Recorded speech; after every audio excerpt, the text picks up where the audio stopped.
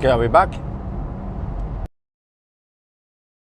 I have to eat the rest of the food.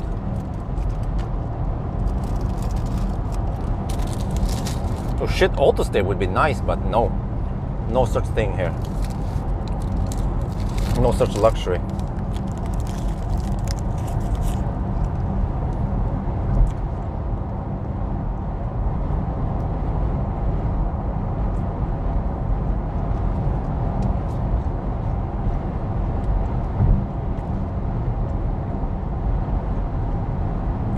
It took a while because I had to struggle to kill the old stream. Hence the bug. I had to try twice before it died. It's just, we are using shit labs after all, the bug labs.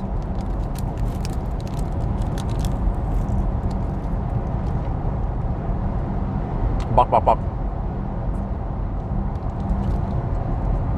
How about some musak?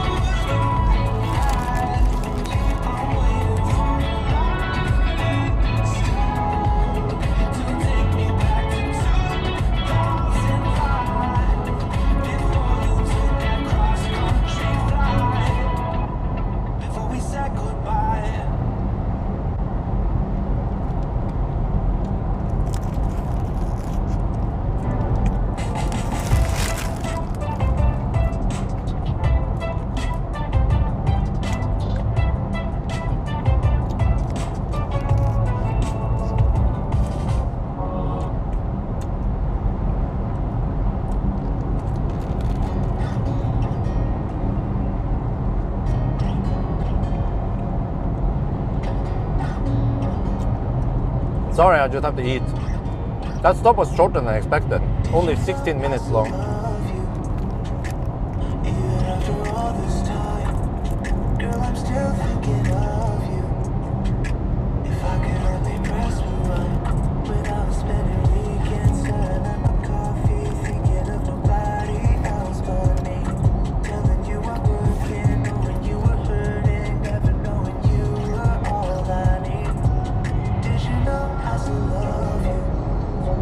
Should be getting close to the 10 hour mark.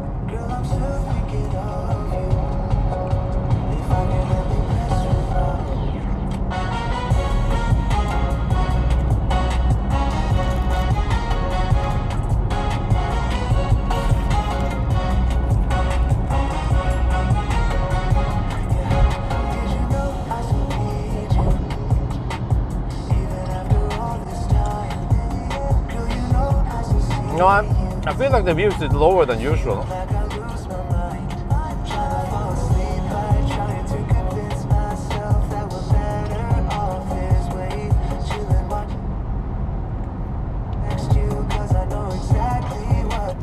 And I think it has something to do with that people are getting bored because I keep testing the same cars with slight different variant. They want to see brand new car like this one. But I haven't tested at all, like battery size, battery wise and everything.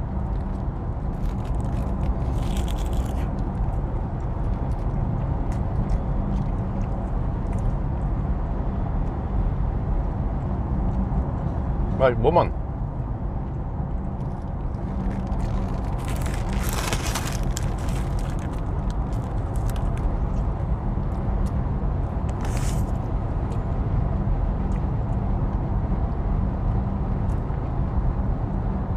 I think it's a woman. Slow poking her.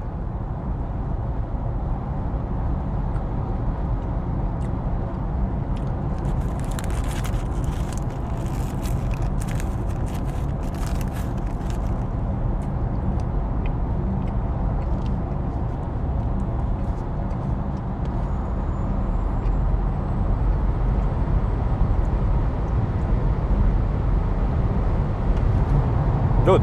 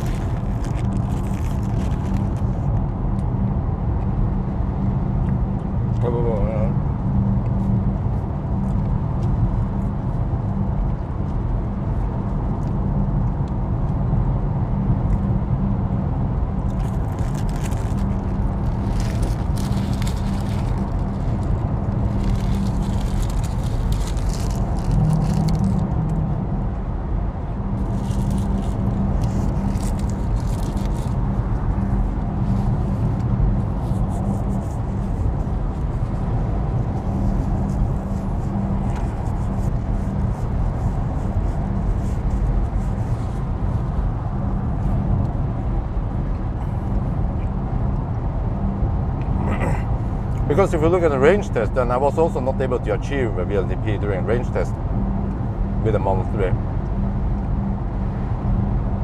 The gun, I don't know.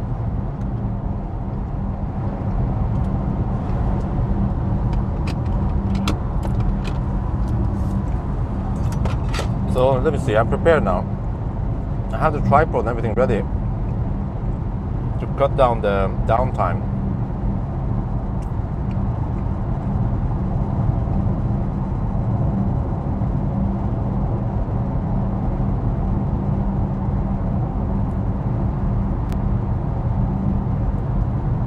Man, those campers, let me just camp.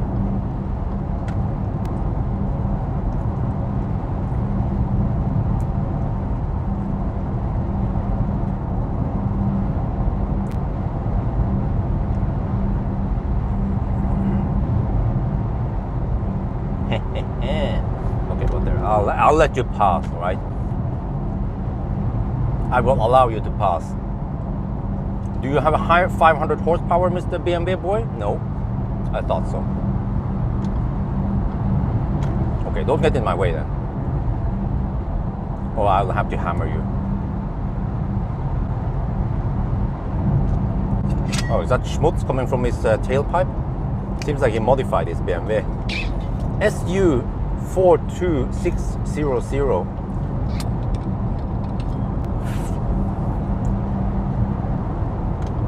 SU42600, that's the license plate on the BMW 5 Series.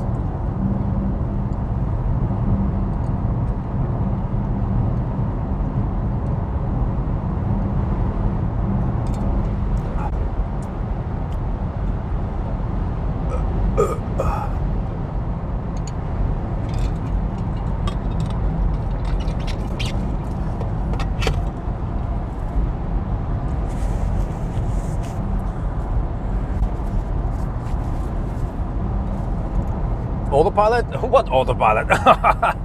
That's a good one there, right there. Unless you're talking about some ancient Chinese secret.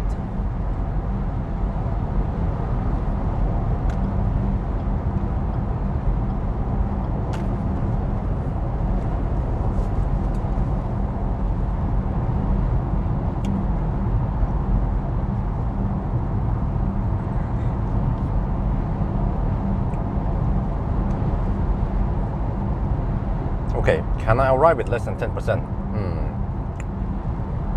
We will see, I guess.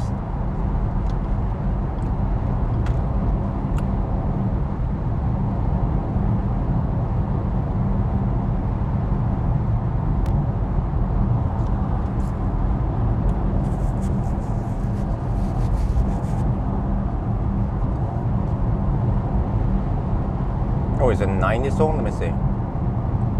Or just strong wind. Okay, no reduced speed here. Okay. Well, no, they have it. They have it. 90 zone. Okay. Achtung, Achtung. Langsam, langsam.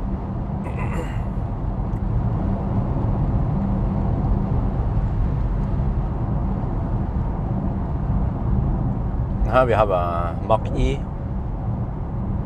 Swedish registered. Yeah, I'm seeing more and more electric cars nowadays in Sweden. Like just a couple of years ago, like 2-3 years ago, the electric cars in Sweden were non-existent. It was mostly just Norwegian cars passing through Sweden. But now suddenly 530D, 280 horse. Okay, so there was some exhaust coming from that one. Maybe he modified it to 250 or I don't know. But no more than 300, I guess. But it's a freaking diesel, and I have 500. Well, I don't know about right now how many. Okay, let's check how many horsepower we have now. Or kilowatt, rather. We'll slow down a little bit. Okay, let's go. Ooh, this pulls. 340 kilowatt. Yeah, 330, 320. Wow. I like the pull, man. You don't have to buy a freaking EQS or EQE or a BMW. You can get power with this shit. it pulls so hard that the tripod in the back there just got thrown away in the back because I partly assembled the tripod in the trunk. This thing pulls nice. It gets that 340 kilowatt for a little bit, and now we are at only 39%. So I feel like this is way more fun than the Mach-E. You know, it feels more powerful and it doesn't get exhausted. Well, we can try, I guess. Okay, maybe not now, but maybe we should try once we have. Yeah, actually, where should we try it? After we charge to 90%, maybe. How about that?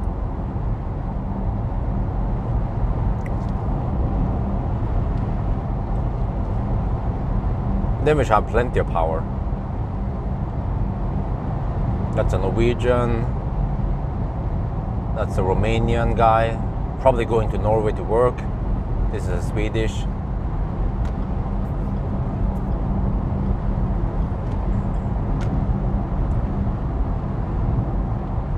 So, I kind of like that part of the car. And it's not over heavy. It's not 2.5 tons, 2.6 tons like a freaking fat e-tron. It's just that the software needs some refinement. But I guess I can live with that. I learned how to deal with this shit. So I just kind of try to ignore the stupidness, the foolishness with this car. But if they want to perfect it, they can make the software better. Maybe based on my recommendation. Yeah, maybe I should make it like a separate video where I recommend to BYD what they can fix, and then I will also ask the audience if they agree. Yo, what's up? And that would also be good, like in general, for other car manufacturers to watch, and they'll be like, oh, really? And people agree with him. Okay, you know. And then in the future, they might also make that feature or not make that feature or whatever.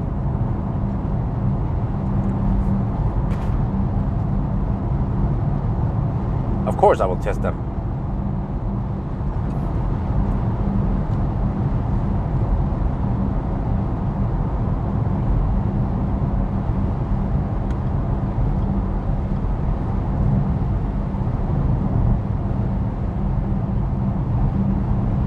By the way, okay, let me try to look at this one. It's LFP battery.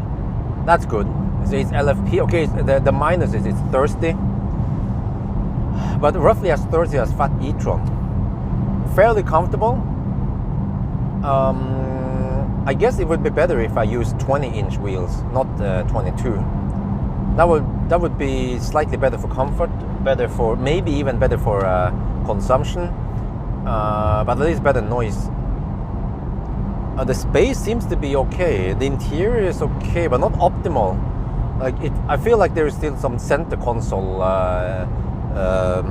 shaft here that just is not used for anything. It's probably for the fossil shaft, maybe, or maybe they put LFP battery there in the middle center console. But normally nowadays cars, EVs, they will have some kind of bridge design, so you have more space. So in case center console area is slightly reduced, could have been better.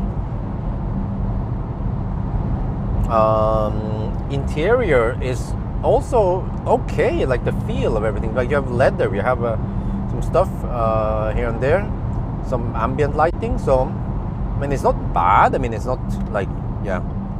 So there's some good stuff about this car. I mean, mainly just bitching about the software.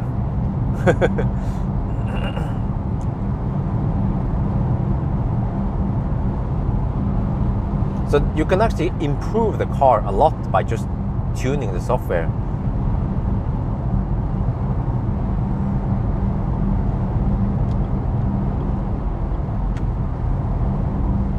And what else? Well, it has sunroof, and the price. Oh, the price is also quite good. It will actually, it's actually cheaper than fat e-tron. Okay, this one will kind of compete against maybe fat e-tron 50, but it's faster than even fat e-tron. It's faster than fat e-tron 55. It's almost as fast as the fat e-tron 60 in that regard.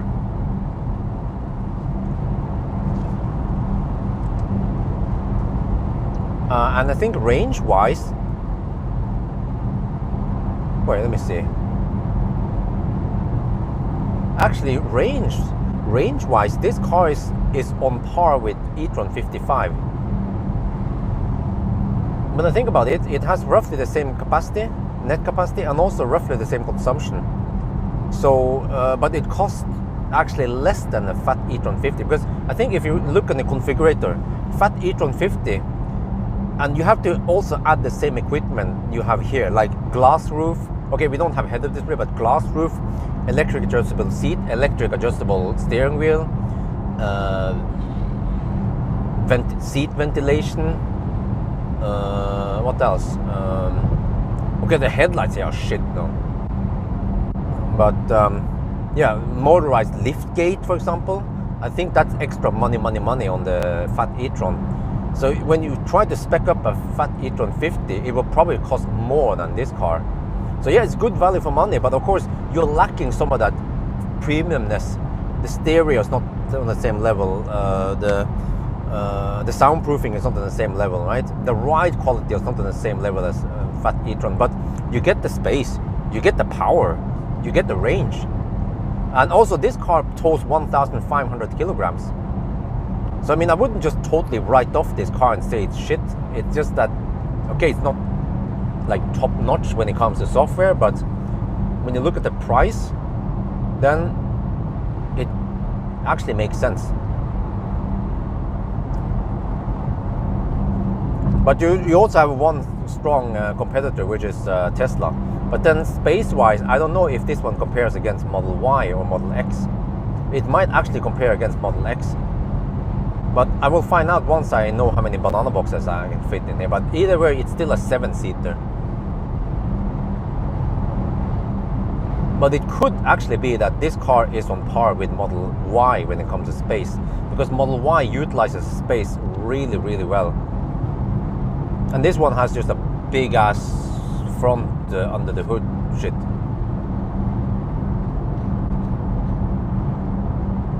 Oh, onboard charger, that one I don't know. It could be 7.4 kilowatt, I'm not sure.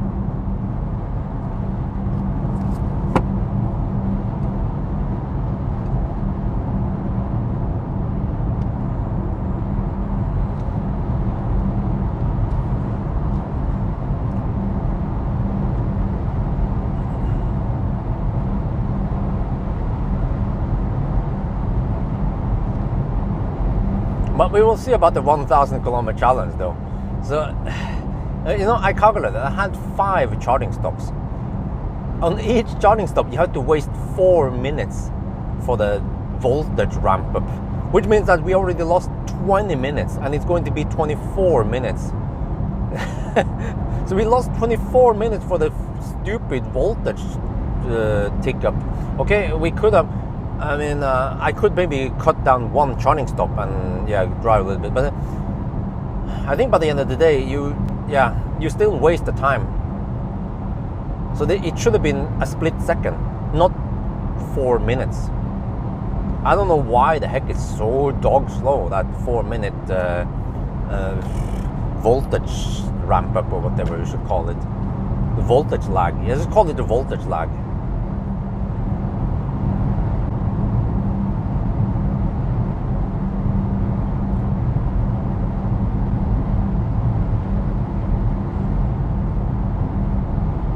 But yeah, that's the thing though. Fat e-tron has heat pump and it's fairly well insulated. I've seen it when I went with Chris. It was quite impressive that despite being a fairly fat and thirsty car, then winter consumption wasn't like night and day. Okay, it was higher, but the car is well insulated. It has heat pump. I don't know if it has any heat scavenging, but that's how it was. But this one, since it has PTC, I suspect that it goes sky high, just like people were bitching about the Mach-E. Mach-E is also super thirsty in winter, just like I experienced when I did the 1,000 kilometer challenge, because it has poor aerodynamics and heat pump. Actually, also, just happened to be that Optimus Prime was also quite thirsty in winter. Even in summer, Optimus was freaking thirsty, but at least he has 700 horsepower. So that's the thing though with Optimus. He's just brutal, man, how fast he is. So in that regard, yes, a 100D Raven would be more efficient than Optimus and still be faster than many legacy automakers' performance models, or on par with those ones. So, for example, the M50, no, the M60, the iX M60 and the e-tron S e-tron 60, they just happen to be 60, both of them, but they can do 0 to 100 in roughly 4 seconds something, which is close to what the Model X Raven can do. Maybe actually Raven is slower, 4.5. Wait, don't remember. Yeah, I think it was roughly like that. And then of course the ludicrous. Well, I guess back in the days we used to have performance and then performance, then ludicrous. But then I guess at one point they just ditched the performance and they only offer either ludicrous or it's the performance. The performance became the ludicrous. Yeah, pretty much. You know, I could make a video. I could make like a half-an-hour video just explaining different Tesla models. There is actually a lot to talk about. We can start with the Model S. In the beginning, they offered 40, 60, and 85 kilowatt hour, and very few ordered 40 packs. So they kind of just made it unavailable. And the few people who ordered 40 packs in US, they actually delivered the 60 kilowatt hour pack, but then limited to 40 kilowatt hour, which is good because you can charge it 100% every day. You don't have to worry about degradation. So you basically get a bigger battery for the same money. And then I can explain that I've tested P85 versus 85, and at least in my experience, both the P85 and the regular 85, they have the exact same efficiency. So they might be using the same motor, maybe just different inverter, but when I drove along with another buddy, an S85 versus Millennium Falcon, they had the exact same consumption. But then with the introduction of the 85D, the first P85D came out, which is dual motor. They just have the same motor in the back, but then a smaller induction motor in the front. There's so much stuff I can talk about with Tesla. And then eventually with Raven, they've introduced the PM motor and so on. And that for Model S and X, then the front motor is the one that is being the most efficient one that they use. But then for Model 3 and Model Y, then the rear motor is the PM motor and the front is the induction motor. So then it's rear wheel drive most of the time. So yeah, it's super interesting. But in podcast, well, yeah, maybe I could, but I have to actually take note. That one I need to write down the notes and I have to read them because there's so many details. I will forget so many important details. So I need to have some kind of notes next to me and just quickly see the bullet points and talk about them. But that could actually be a 1 hour podcast because there's so much stuff to talk about in Tesla. And fortunately for me, I've been living with the whole era from the Model S era. I don't know too much about Roadster, but at least the Model S. But guys, I was talking to Marcus about future projects, and I'm gonna ask you guys, there was one idea I had, which is that I want to buy a second-hand classic Ioniq. Or actually, first I thought I wanted to buy one. They go for around 150k, so it's not too expensive. But then I thought, hey, it's actually better for Marcus to buy it, because if Marcus buys it, I will promote his business. But very important, I can get the kilometers written off every time I drive. I can deduct the kilometers off the tax.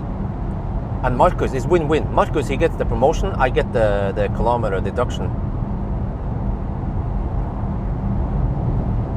So, and what I would do with the Ioniq is I will do some, I don't know, some tests maybe, some OnlyFans, some whatever, right? Also just the fact that I will just live with it for a year and experience problems with it. Have to go to the dealership maybe, or we can fix shit. I can go to Nasir. I can get some deep cleaning of the interior. I can do some ceramic coating at the Mantas wrap or the Asker Autospa. I can go to Bilkomponenter and get the LED bar installed. There's so much cool stuff I can do with that Ioniq. And I think there are lots of people who love Ioniqs, so I think I will get high view counts on those Ioniq videos, but I don't know until I try. But when I talked to Marcus, he was like, yeah, okay, it sounds fair, but the problem for him is that he needs to make a profit or not to lose too much money. And the problem is that he says that Ioniqs are hard to sell. So I'm like, well, I'm not planning on just driving it for a couple of months. I might try to borrow it from him for, let's say, a year, so we can encounter problems and stuff. So it's the whole ownership of an Ioniq, as if I own one. And also, I think there is even DEFA. I think it's DEFA. They have some kind of solution for a remote control preheating feature, like third-party preheating option for Ioniq or something. I don't know.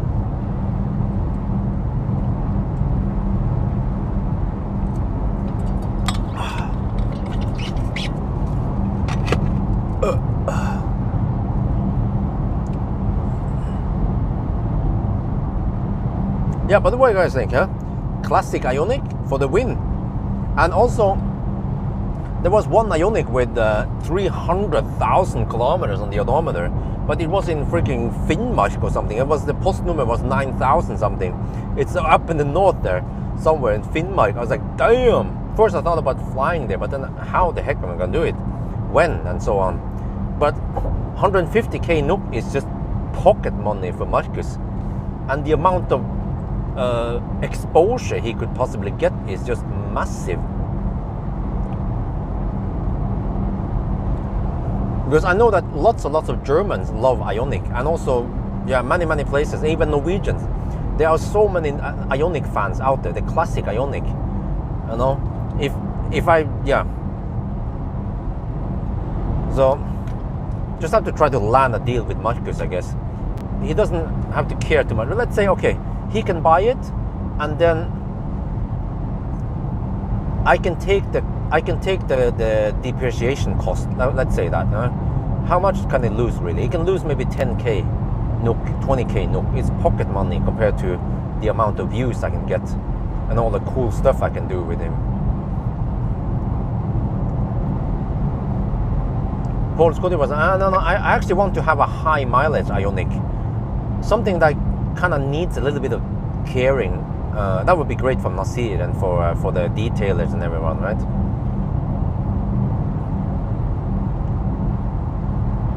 Well, why don't you think there won't be any views? Because I've seen in the past that lots and lots of people like the Ioniq videos, the classic Ioniqs, and they are actually, when I think about this, 150k NOK roughly for a second-hand Ioniq is a damn good deal. It's still a damn good car, super efficient, charges fast for that era, and very well equipped with auto steer-ish adaptive cruise control, ventilated seats, fairly okay heat pump, okay, air-cooled battery only, but it's a damn good car for that time period.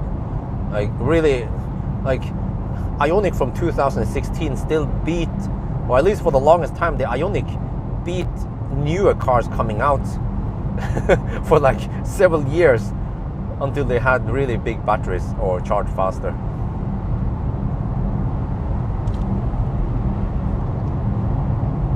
But we can try, right? And if we find out early that people don't watch them, well, okay, at least we bought the car. We should at least milk it for whatever it's worth. And then we can just sell it and take the loss, I guess. But we don't know how much losses we will have until we actually try it. But it could be a big success, or it could not be.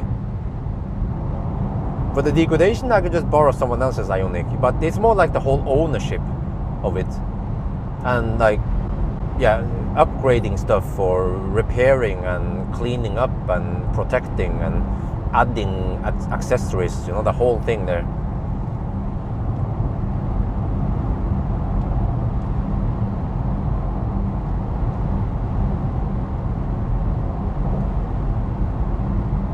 Okay, we have a slight tailwind over here.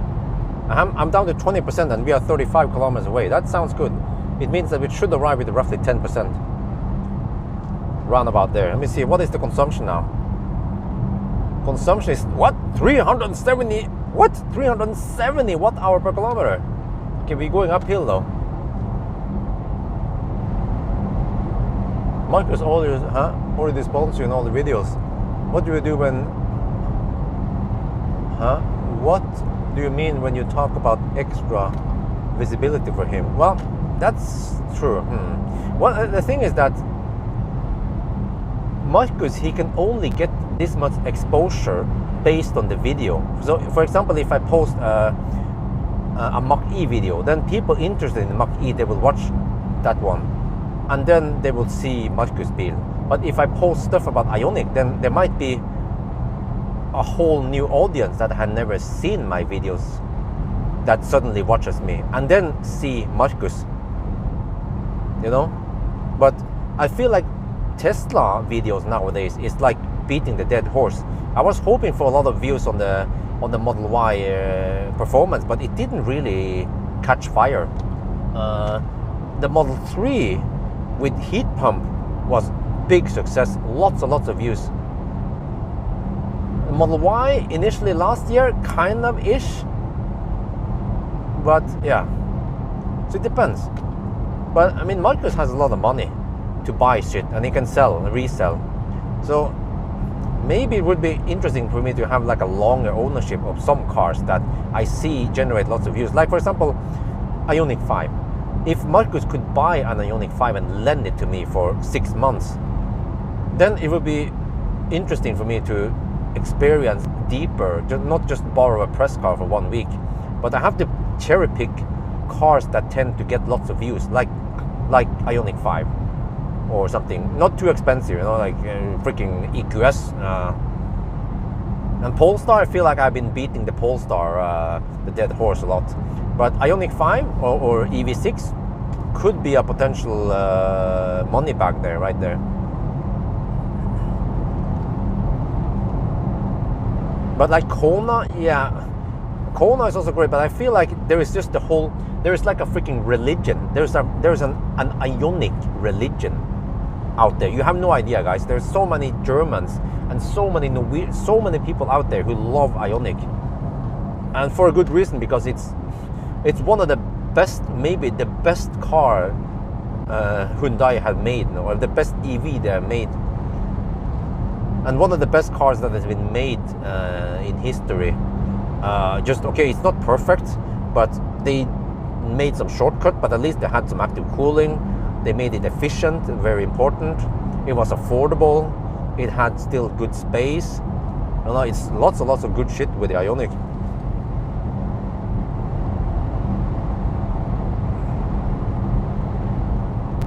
But Ioniq 6, yeah, of course, if it comes eventually, but as long as we don't have it available, then, you know, it's not available.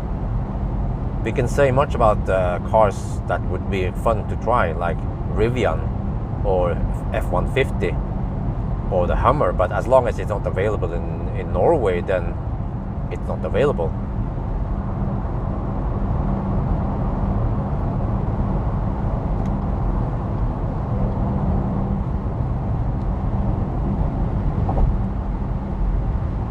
Oh, is that schmutz? Yeah, kind of. Oh, at least this stretch is super fast now. See, what is the consumption now? 360. Damn! I'm down to 16%. We're 26 kilometers away. Okay, let's go for it. Okay, I'm gonna start. Seems that we might arrive with less than 10%, but whatever. We're gonna start there, start the recording, then we see. Tanum.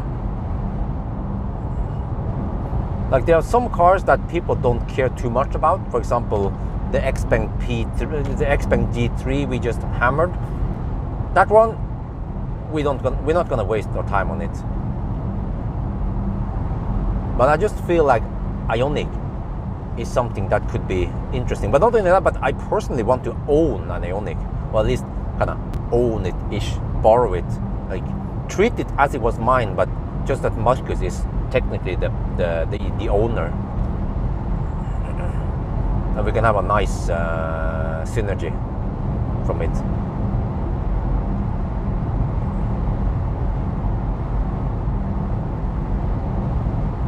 So yeah, do you guys agree? Do you guys think it sounds like fun, Ioniq?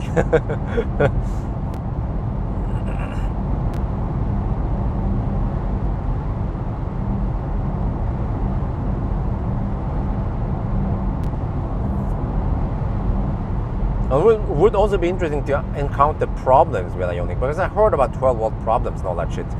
And I guess if I encounter it, I can try to figure out how to fix it.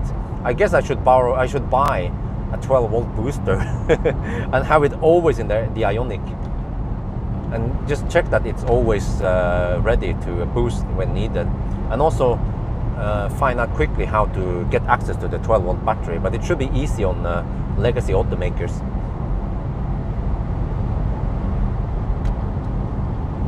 But you see, since it's just a classic Ioniq, then the pitfall is not deep. So if it doesn't succeed, then we don't lose that much money. It would be worse if we, like, Marcus is afraid that the Plaid. We talked about it earlier, that he's going to buy the Plaid and all that. But now he kind of got some cold feet, because he's he fears that lots of people will buy Plaid and then it will be harder to sell it, or he will take a big loss with a Plaid. And I fully understand him, because if he buys the Plaid for 1.2 mil NOK and I drive it around and then he loses 100k NOK on it, that's probably not worth it versus how much views he gets.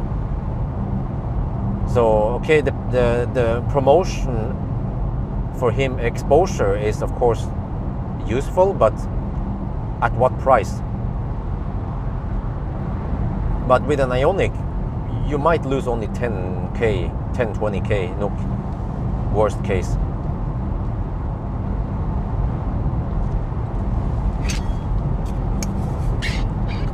Air conditioning problem. Yeah, I want to experience the problems with Ioniq, and also the classic Ioniq has problems with the door handle breaks all the time.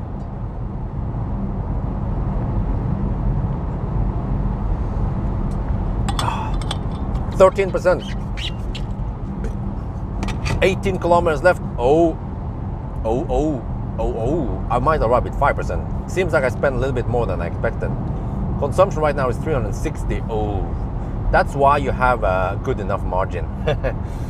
Yeah, so you can arrive with 2%. Don't estimate so you arrive with 1% or 0%, but do it like me. Estimate so you arrive with 6%. Then you have that extra margin.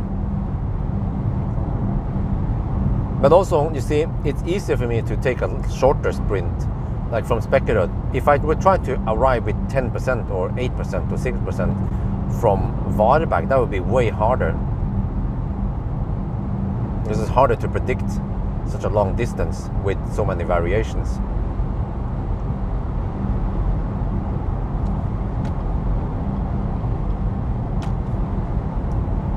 Lamborghini? No. In Norway, Plaid is dirt cheap.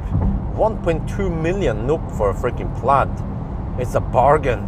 That kind of performance, you have to pay 10 times more to get it.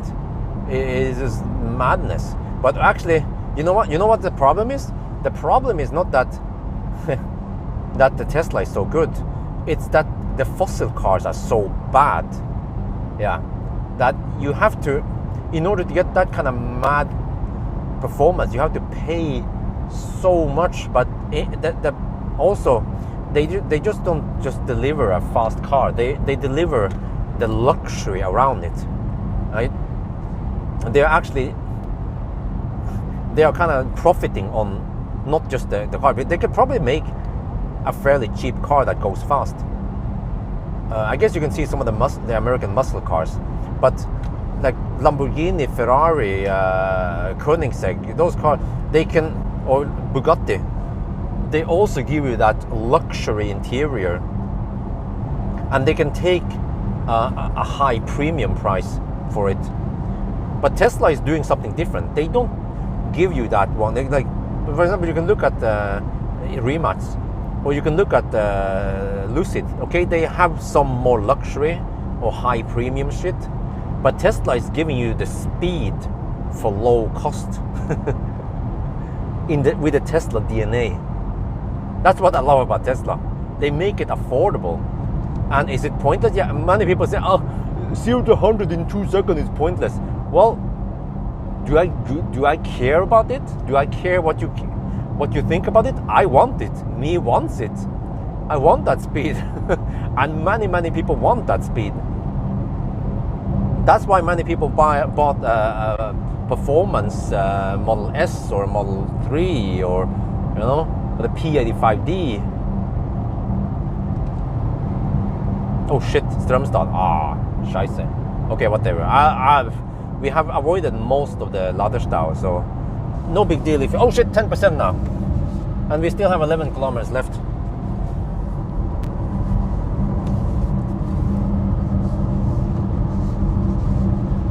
I have to quickly set up the camera.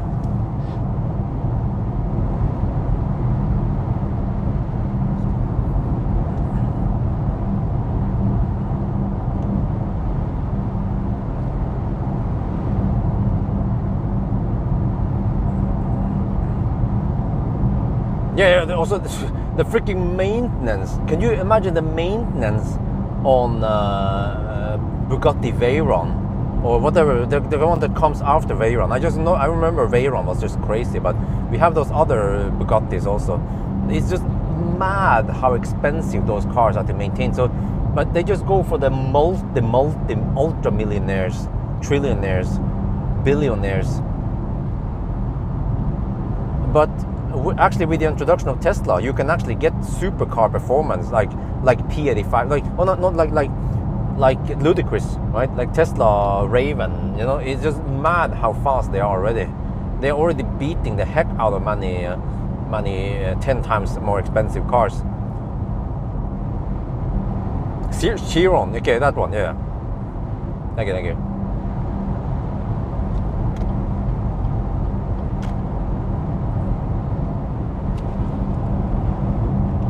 Side wind, 8% left. 8 kilometers left. Oh, we're going deep.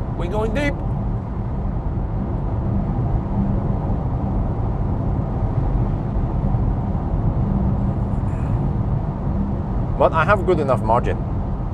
This is right on my estimation. I actually estimated 6% at arrival, and we will arrive maybe at 6% or 5%.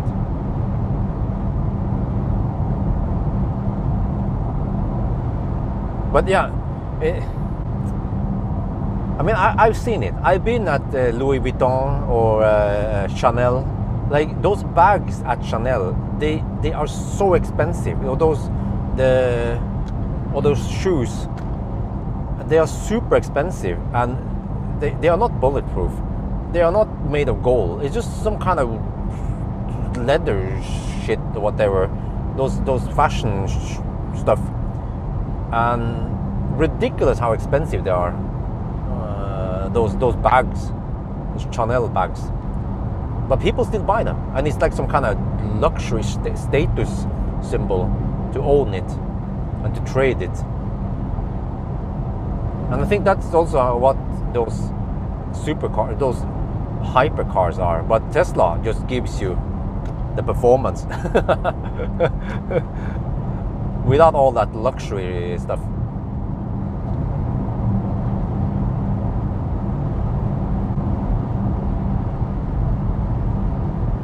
%, 4.5 kilometers left.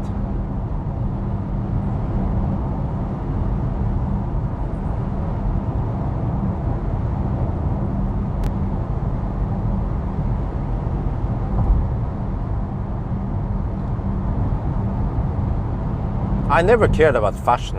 You see me wearing a Stormbag because I find those clothes comfortable. Plus that the nice bonuses, they are also very sustainable, like recycled stuff.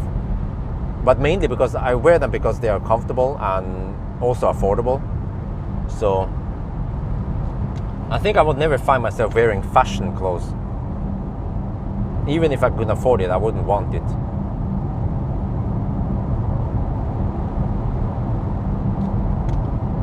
Oh, 6%. Wow, like a ninja. Okay, I have to get ready now.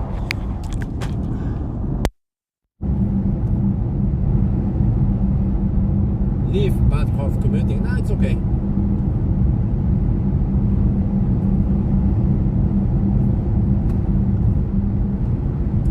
Wait, shit. Which camera am I supposed to use?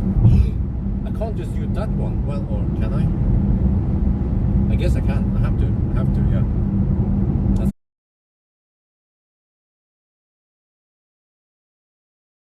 Then some of the other clips will be on that one. I have to swap memory cards then, so they don't kind of mix up.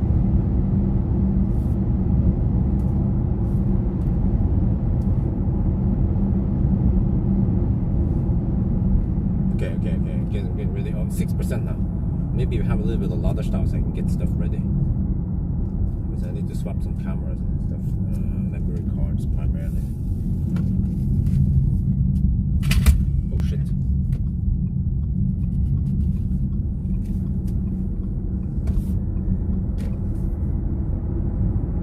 Oh, I still have 150 kilowatt power.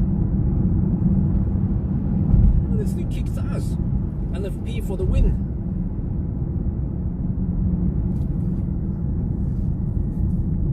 And the blade battery They just need to put it in a better chassis. And this is stupid fossil-based crap. Oh, let me see. Oh, no Ladestau. Wait. Oh yeah, that one is available. Okay. Lucky me. Huh? Like a ninja. Okay, let me see. How is the charger screen then? I can use this one or I can use that one over there. No, function. Okay, this one works. Okay. Whoa, yeah. Lucky. One available for me. Oh yeah. Oh yeah, boy. Oh yeah. Put it in. Try to stay within the line here. Is she traveling alone? Okay.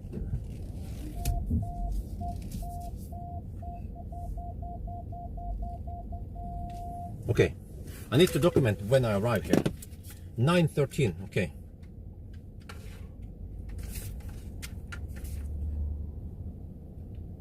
Strømstad, arrival 9:13.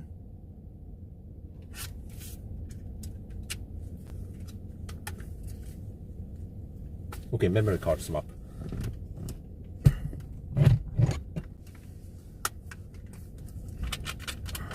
Wait, do I have another memory card I could just quick swap? No, I don't. Let me see.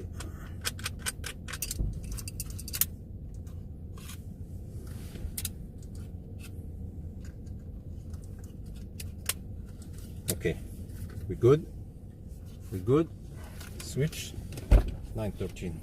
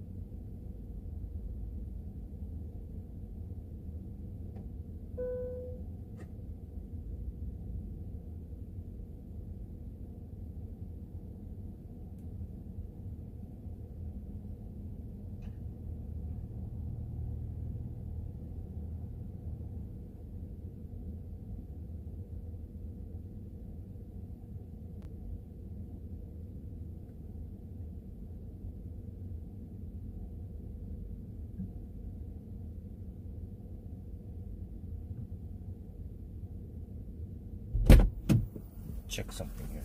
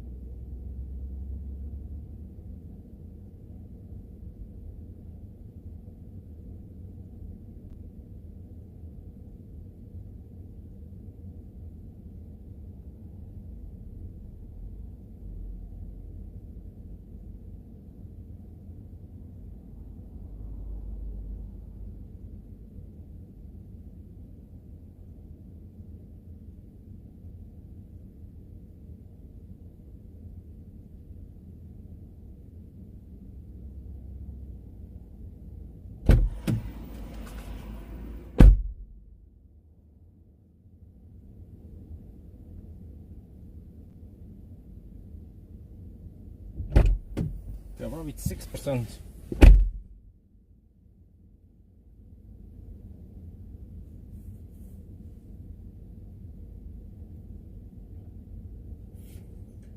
Let me see. 55, 60, 55, 60, 55 minus. Where is the car on? What? Oh. 55 minus 6. 49%, okay. 49%. Okay.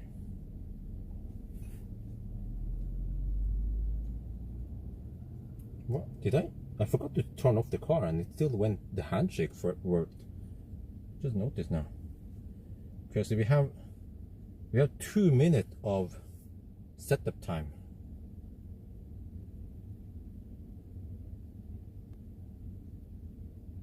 Actually 3 minutes.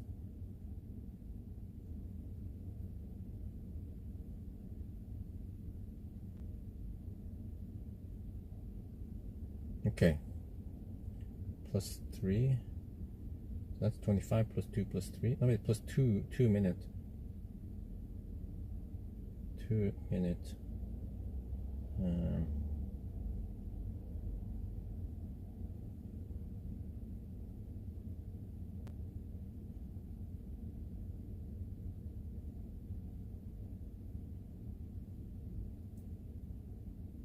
Okay, 25 plus 12 plus 2 plus 3. 42 minutes so far. Okay. And then we start charging. And then I have to calculate how much we need for the remaining.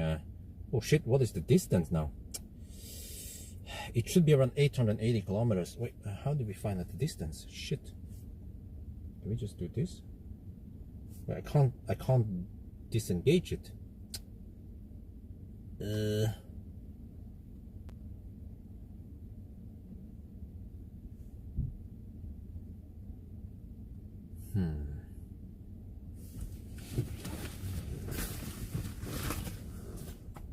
Okay, now we're gonna stay here a while.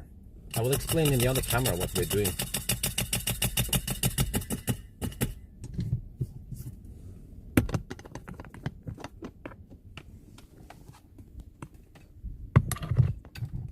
Now I'm quite excited to see. Whoa, OnlyFans on. OnlyFans.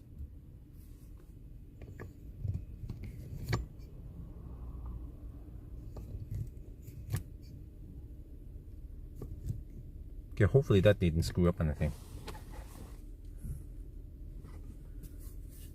55-80%. Let me see. I have to calculate here. Okay, I have to find out. What was the distance again? See if I can see it here. It's kind of small, but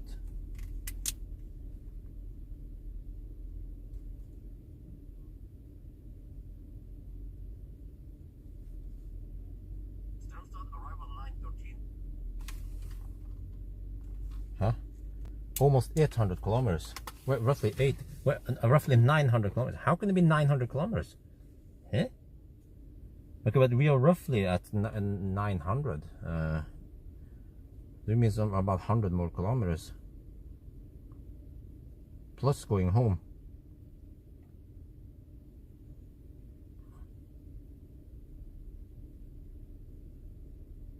Let's estimate, let's say 120 kilometers.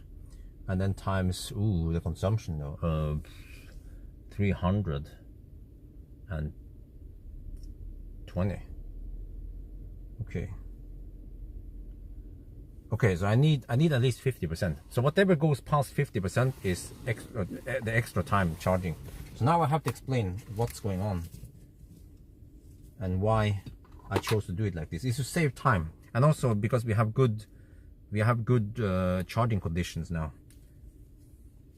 The only problem is that we are filming the screen, which is kind of clumsy.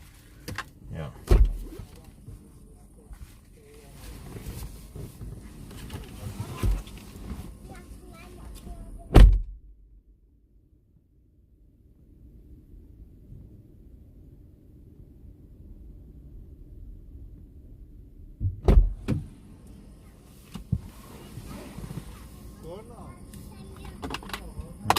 different mic.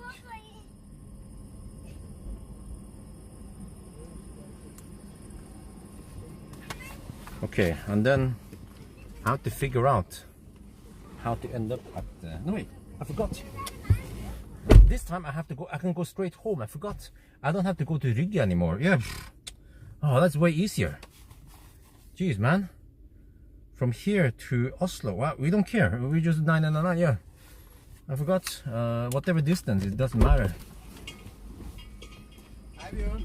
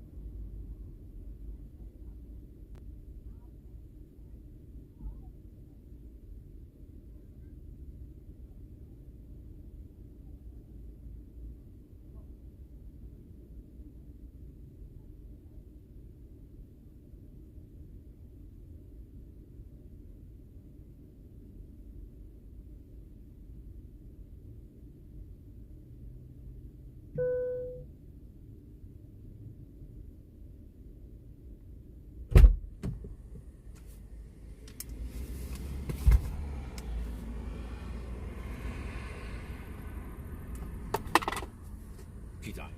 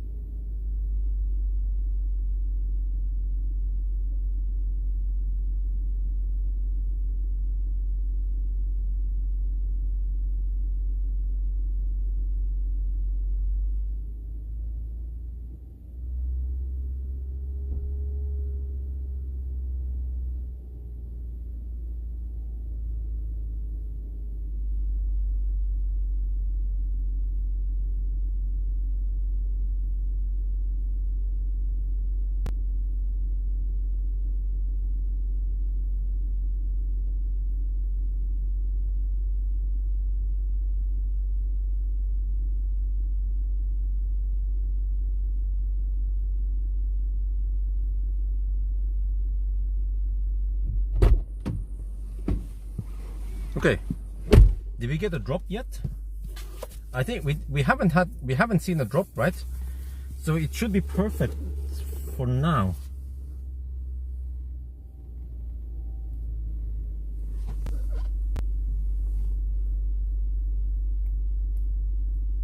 Let me see, I have only fans on right now. Let's double check here. Yeah, only fan is on.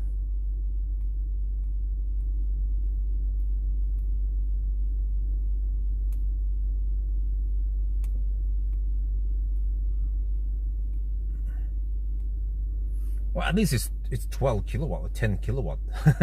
You're getting something there. But I count this almost at 0. No drop. Okay, thank you. Okay, I went to the restroom. Now I'm good to go. I mean, I'm ready. We're just gonna charge to 60 to 90%. We gather data. This is great because we gather data here, and it cost me maybe 20 minutes extra. Ideally, I want to do this during right after the range test yesterday, but it kind of failed, and I was trying to get it to work. But I did gather some data, more knowledge about how the whole voltage stuff works with 400 volt chargers and everything. So it will be an interesting charging video, but I will probably label it differently, because if I just label it as a regular charging test, people will not watch it. I have to highlight that this car has a charging problem, really. Yeah.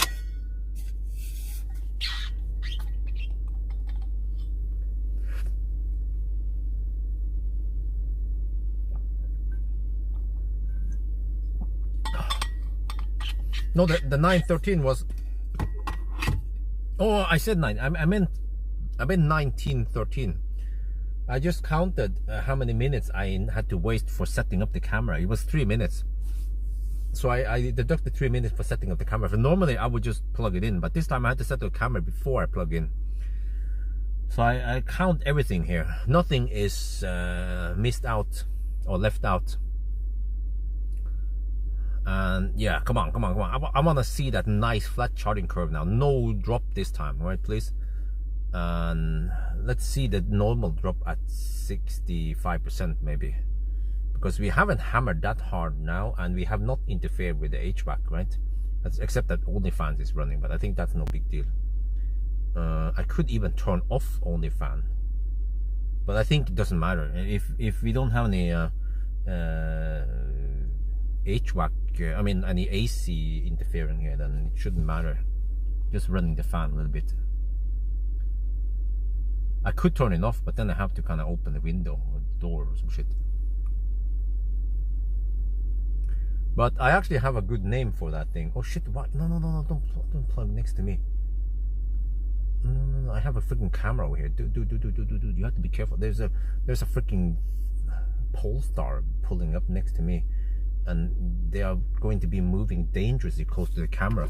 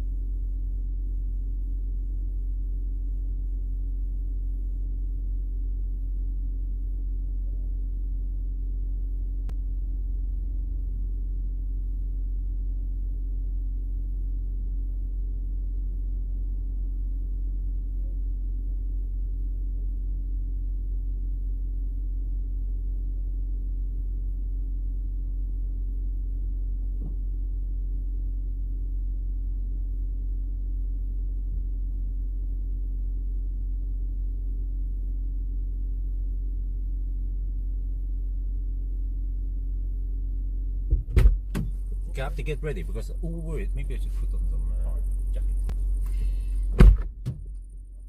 It's actually getting kind of cold outside now already.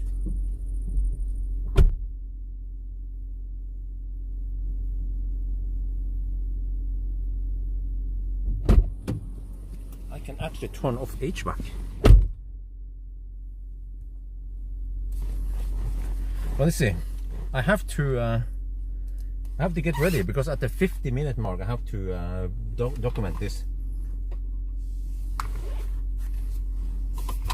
Or actually, I can just write it down.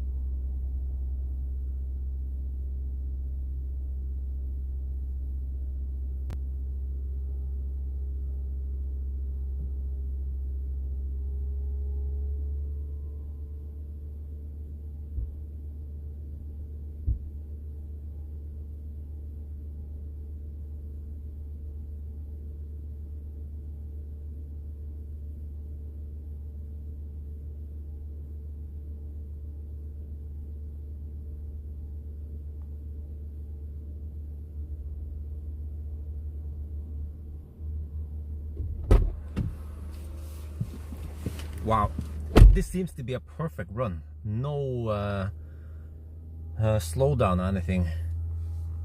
So I checked now. At 1940 we reach 50%, and from now on we just we just count to 90%, the extra time it takes. So it shouldn't take too long, right? It even says half an hour to 100%. Damn. Wow, I'm excited to see some mad numbers past 80% now. This is like e-tron-ish charging speeds. Wow, this is a perfect charging session. Wait, we still need to hit 65% without any speed drop. Now this is AC cooling running.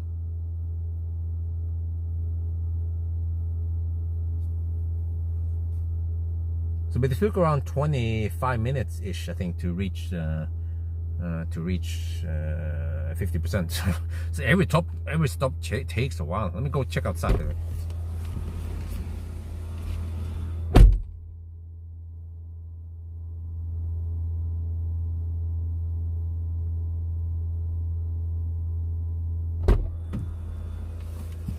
No, it was actually 23 minutes. 23 minutes to reach 50%, and that would have been enough to go straight home, or actually to 999. The charger's fun. Well, it's a big battery though. That's the thing. You can't just look at this one, because you also have to look at the inefficiency of this car.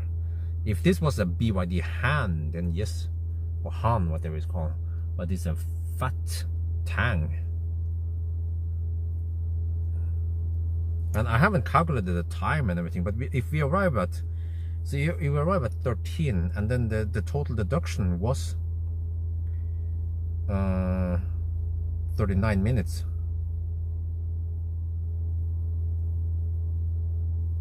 So it's like half-ish. So actually we arrive here at the 10.5-hour mark roughly, and we would leave at the 11-hour mark, and then wow, so we will finish roughly around 12-hour mark.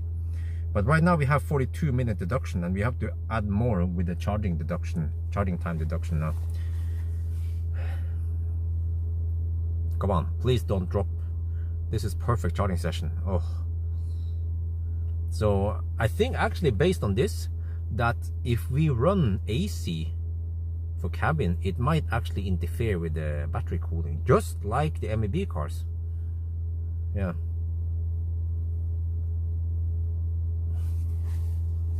Okay, I can give you guys some numbers. I think usually we will be at around 890 kilometers. No. Yeah, we should be roughly at 880 kilometers now. Or something. No, maybe 890 kilometers. Yeah, usually.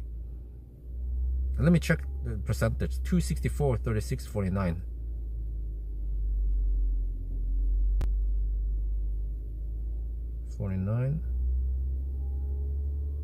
We spent 349%.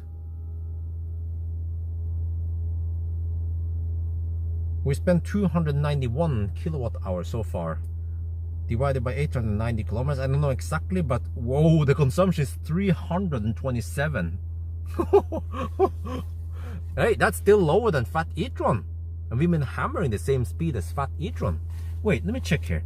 Was the Fat e-tron really 350? The fudge, man.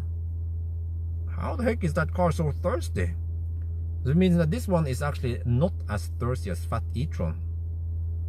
Let me see if the Fat and Black edition. Where is it? 1000 kilometer challenge. Wait, what about the range test on the Black edition? Black edition. Oh no, it was winter. Oh, it was winter. No wonder why. Wait, that's kind of unfair. What about 1000 kilometer challenge then? How did it do it? What was it then?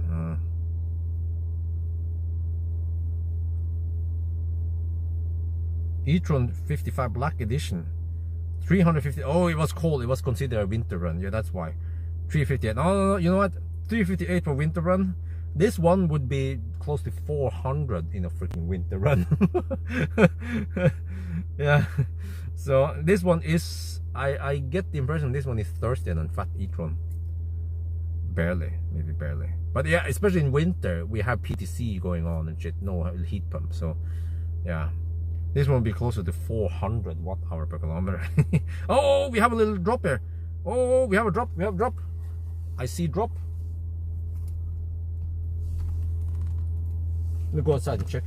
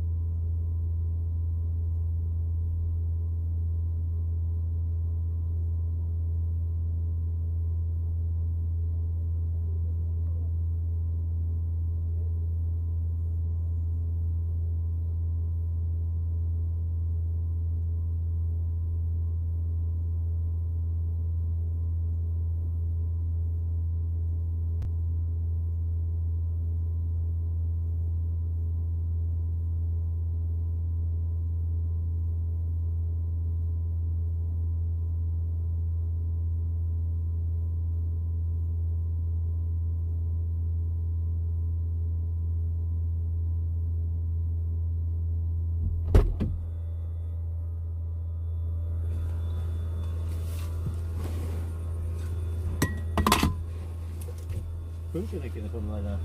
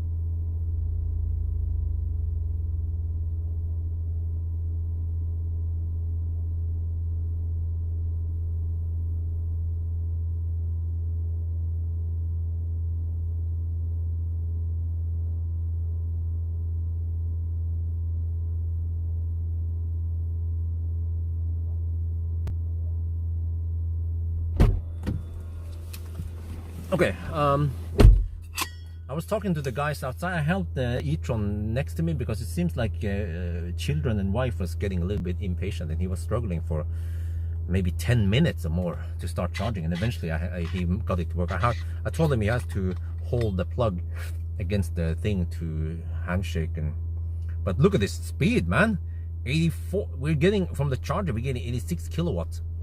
Wow.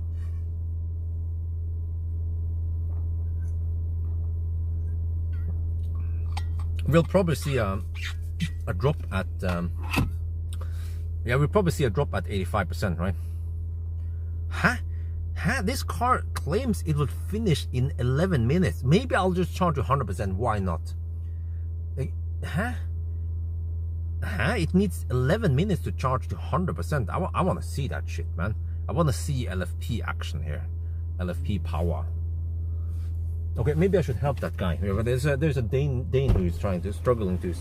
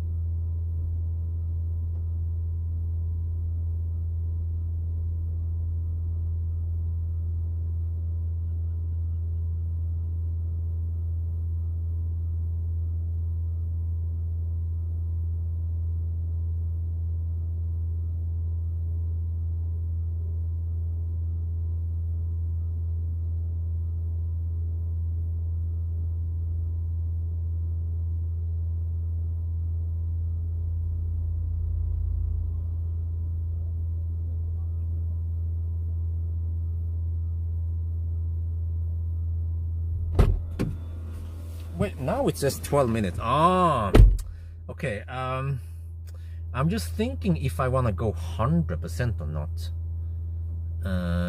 You know what? I want to see that shit, guys. Should we go 90% or 100%? It's supposed to take 12 extra minutes. We have a lot of queue here, we have a lot of stuff here, and kind of want to get the heck out of here. We are at 90% now, but I'm kind of not ready yet. But since it takes 10 extra minutes, then I actually consider just going. I want to see it, because this car charges quite fast, so we just want to see 100% if it takes 11 minutes left. Okay, let's go for it then. Okay, but I have to get ready. Please test BYD Dolphin if it reaches Sweden or Norway. Okay, thank you very much, God. Elon Musk, I guess. All right, let's go for it. It would take me a little bit extra, but I think it's worth it. And I should be home maybe 9:30-ish. Wait, actually closer to 10. But yeah, I just have to hurry now. I have to hammer back home.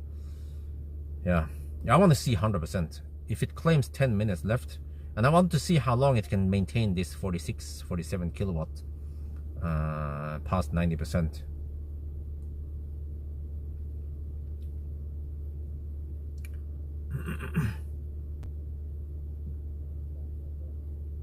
Ten minutes left. Okay. Yeah, okay. Usually also, sometimes I go past 90% just to see, like I did with the Mach-E. And then if it drops significantly, then I just get the heck out of there. But why is the guy with the Model 3 here? He can charge, he could have charged a Tandem or somewhere. I'm like, what?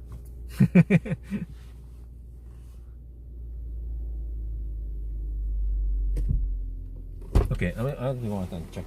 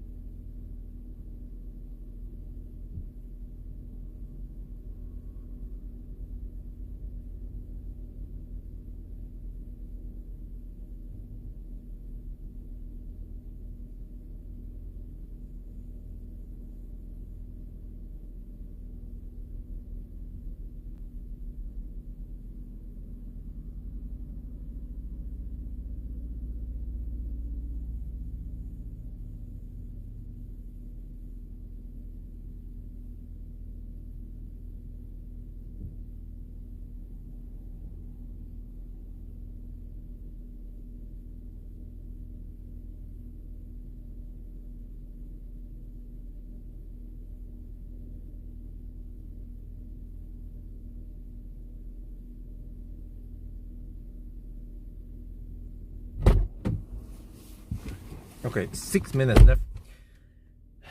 Yeah, let's wait for it. I want to see this. First I thought about 90%, but then seems like it wants to go quite fast to 100%, so I just want to see it. I might actually stop at 99 if it goes really slow towards the end, but we'll see. And just strange, because there's a Model 3 here who was queuing up.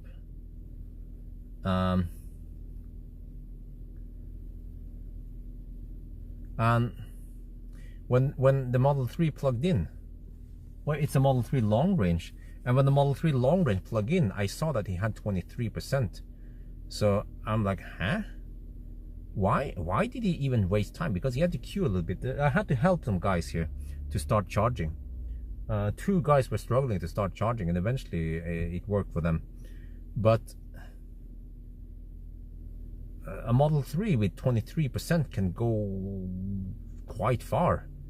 The Model 3 should be able to reach Tandem if he goes that way, or well, yeah, or Svinesund or somewhere, but he might not go that direction. He might go somewhere else. Maybe that's why he needs to charge here. Well, yeah, I wonder why he's charging now, but he might not go the north-south route. But if he goes the north-south route, then there's plenty of other options for him. So sometimes I wonder why people queue up.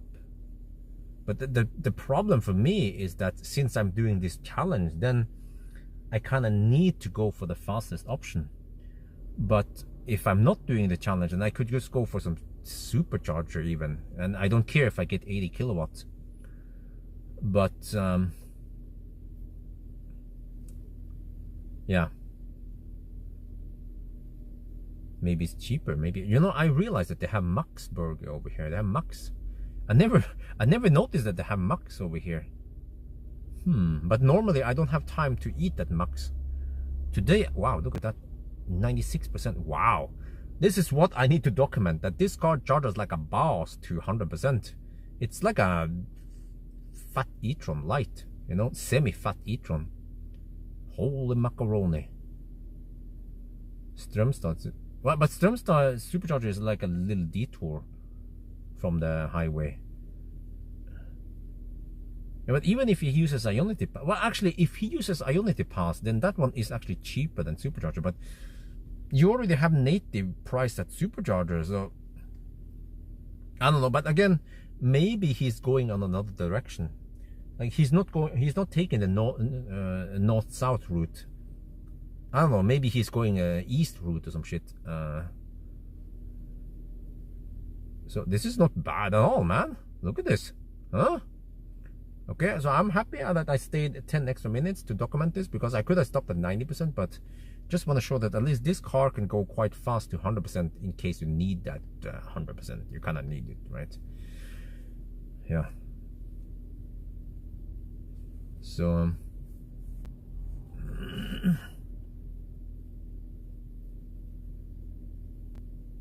not you.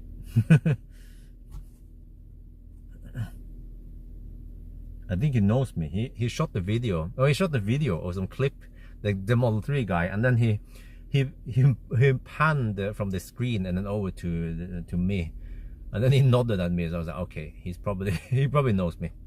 But okay, I will finish in 3 minutes, and then I have to first I have to just get out of the slot. So there's an IX waiting.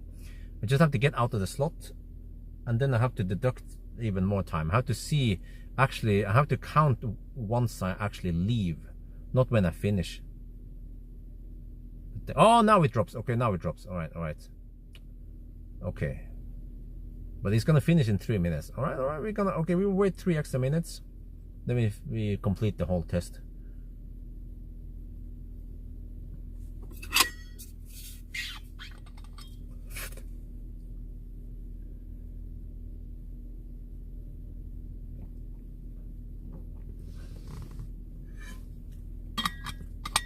I actually don't know anything about the whole politics about the China blockade, so sorry.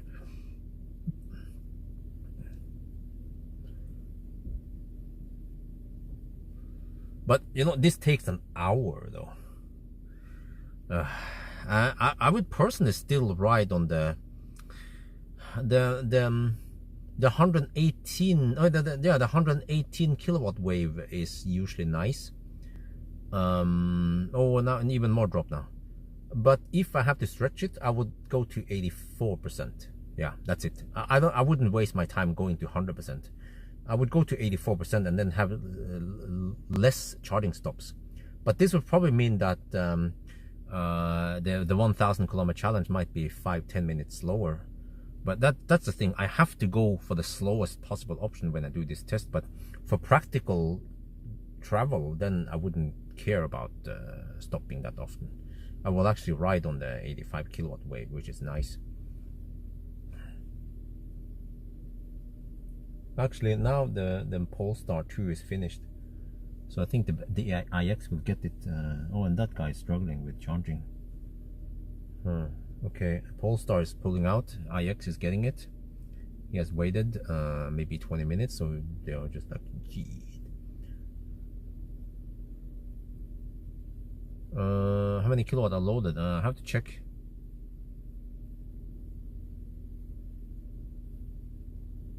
What? Now it fluctuates between 2 and 3 more minutes. Oh, come on. I want to get out of here also.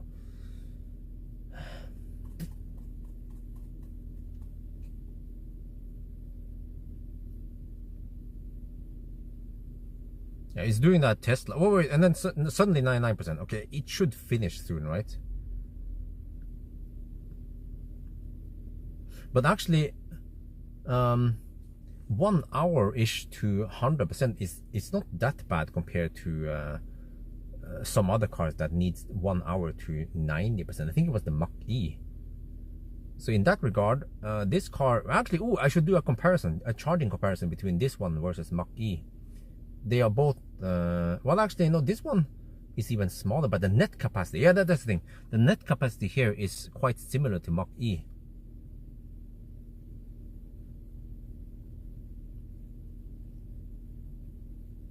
Yeah, I will document. It was 13 when I arrived. I wrote down everything. Let me check here my notes. But I will write when I leave. No, well, I wrote down that I reached 50% at 1940. So it's been actually, whoa, it's been 40 minutes past the oh shit. Come on. I'm gonna leave. Okay, now it goes kind of slow. Maybe we can yeah, get ready to leave.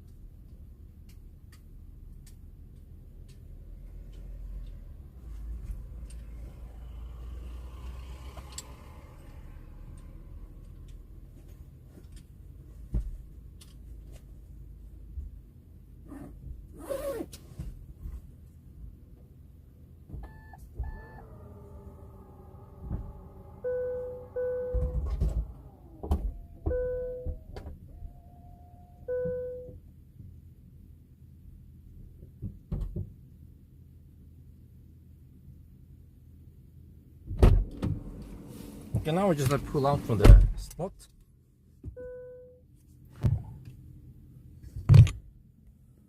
It actually finished charging to 100%, but I have to pull out first and then let the fat e-tron get the spot, and then I can get ready to leave.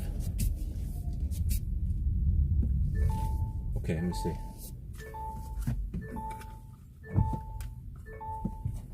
Kind of want to pee again.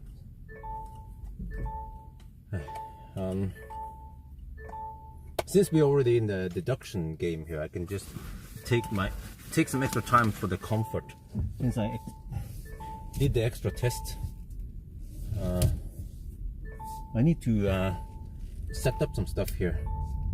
So it's kind of like a big mess right after the test right now.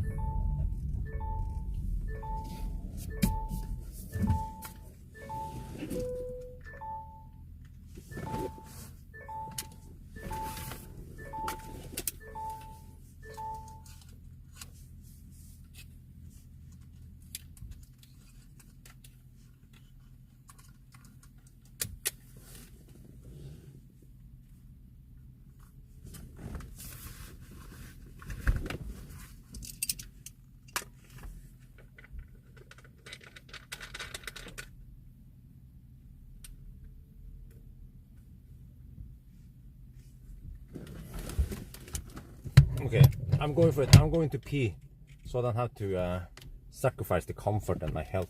Then we finish it. It's still considered a test, a charging test. So let's just go for it and get the heck back home ASAP.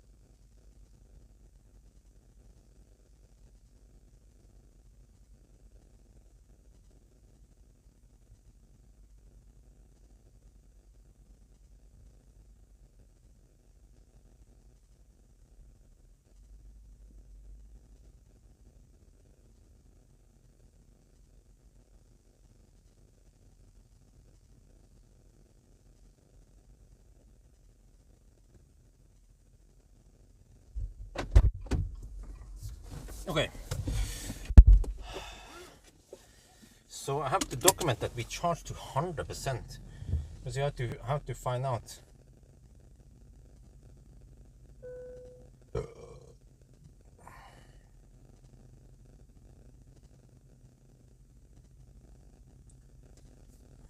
$28 maybe, or when it's gonna be.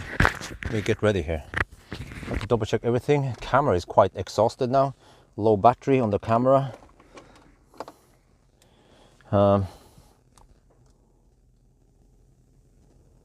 Yeah.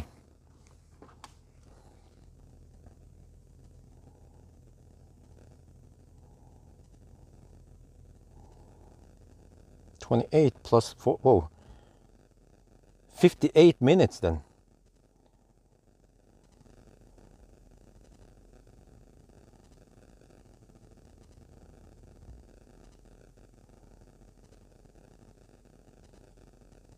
100 minutes of, wow, did it take that long? 28 plus, yeah, wow. Wait, 48 minutes, my bad. 48 minutes extra there. 90 minutes total. 1.5 hour. Yeah, 1.5 hour total deduction, guys. That's it. We're good to go.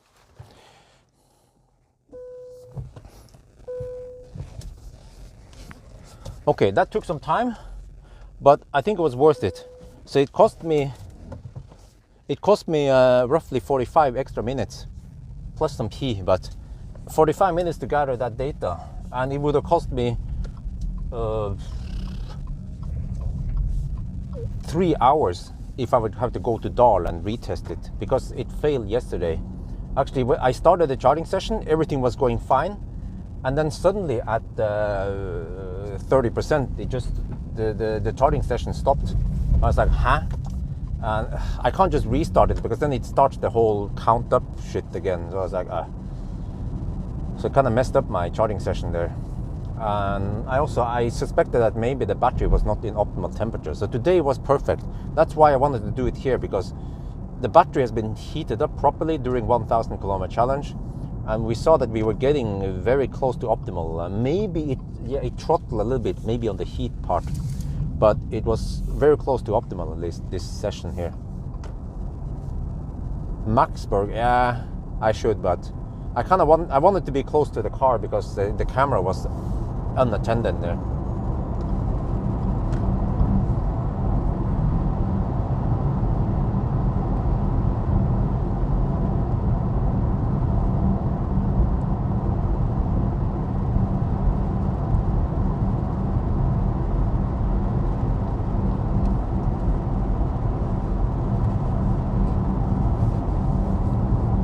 Okay.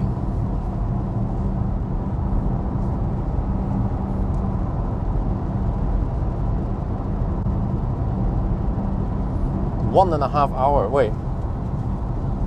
hour deduction. So it would be as if we started at 10. Oh, that's it? Yeah, it would be as if we started at 10 today. And now it's 20:30, so that means we are at the 10.5 hour mark. Oh, okay. Let's shoot some video then.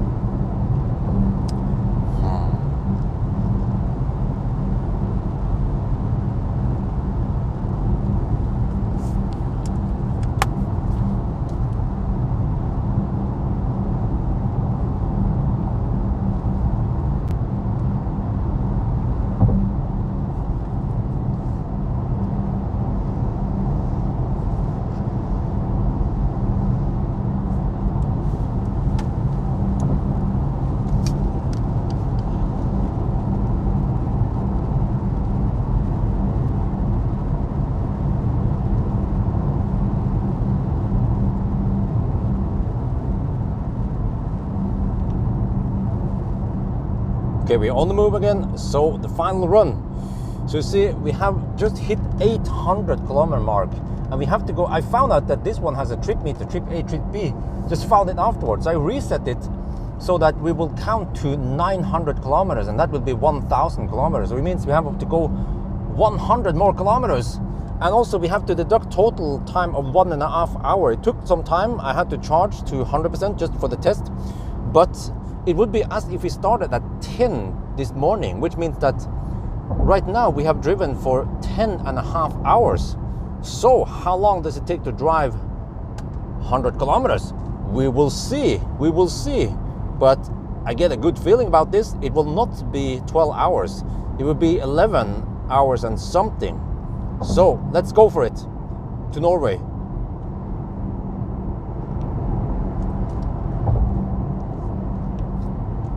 Okay จนสุดท้ายนะผมก็ได้ชาร์จเสร็จแล้วนะแล้วก็เนี่ยตอนนี้นะครับ ผมเพิ่งจะรู้นะมันมีทริปมีแต่มันมีทริป A B นะแล้วผมได้รีเซ็ตเมื่อเช้าแล้วก็ถ้าเรานับไปถึง900กิโลเมตรที่นี่มันจะกลายเป็น 1,000 กิโลเมตรนะครับแปลว่าเราต้องขับอีก100กิโลเมตรหรือว่า97กิโลเมตรนะถ้ามันครบ 1,000 นะแล้วก็เราต้องหักเวลาไปรวมทุกอย่างวันนี้มันกลายเป็น90นาทีหรือว่า1ชั่วโมงครึ่งนะครับแล้วเราเริ่ม8โมงเช้าก็เหมือนกับว่าเราจะเริ่ม10โมงเช้านะครับตอนนี้2ทุ่มครึ่งมันก็เหมือนกับว่าเราได้ใช้เวลา10ชั่วโมงครึ่งและ10ชั่วโมงกับ36นาทีอ่ะโอเคจบแปลว่าเราต้องขับอีก100กิโลเมตรมันจะใช้เวลานานแค่ไหนก็คงจะไม่เป็น12ชั่วโมงหรอกวันนี้แต่ว่าอาจจะเป็น11ชั่วโมงกับเท่าไหร่ดีนะปะขจายปิกบาน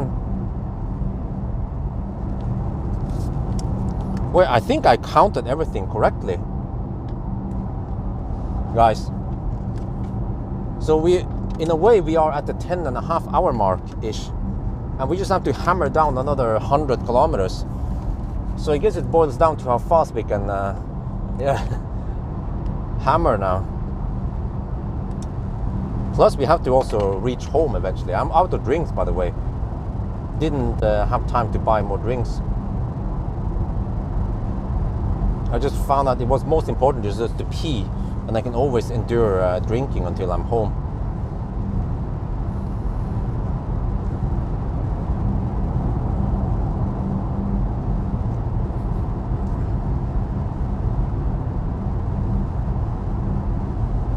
$806. Let me double check here. 96.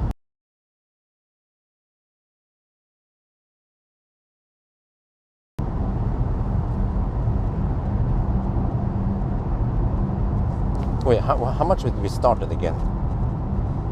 Oh no, we started at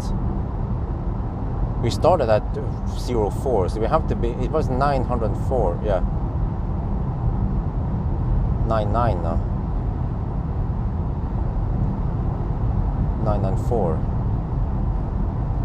95 more kilometers. Close enough.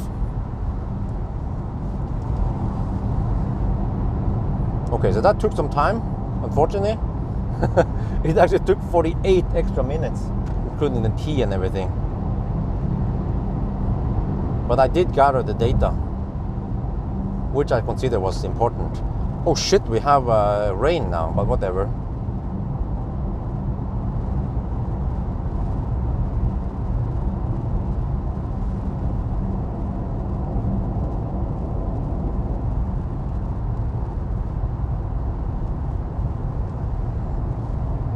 Wait, did I count everything correctly now? I counted, well, we had 42 minutes, and then I added another 48 minutes during this one, so 42 plus 48, yeah, that's 90 minutes total of deduction, and they are not using the right lane. Okay, now they are. They're actually hugging the left lane. Typical Norwegians. Oh no, they changed lane. Okay. That's good because I can use the left lane like a boss. Oh shit, do we have border control here? Oh, I don't feel like border control. Well, it's probably just a quick exit and then pass through, and then they're like, oh, welcome home, say Norwegian license plate.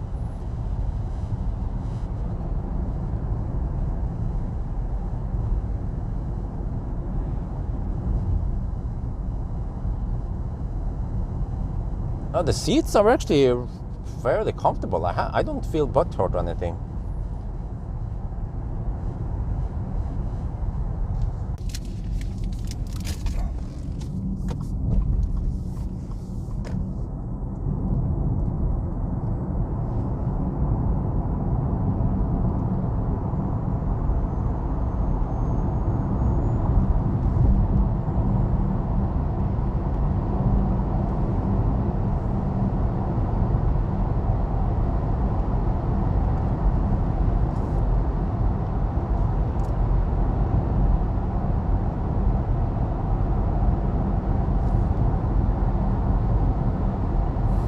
Okay, I also want to get back ASAP now.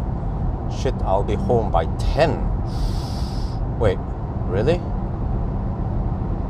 Okay. Buck.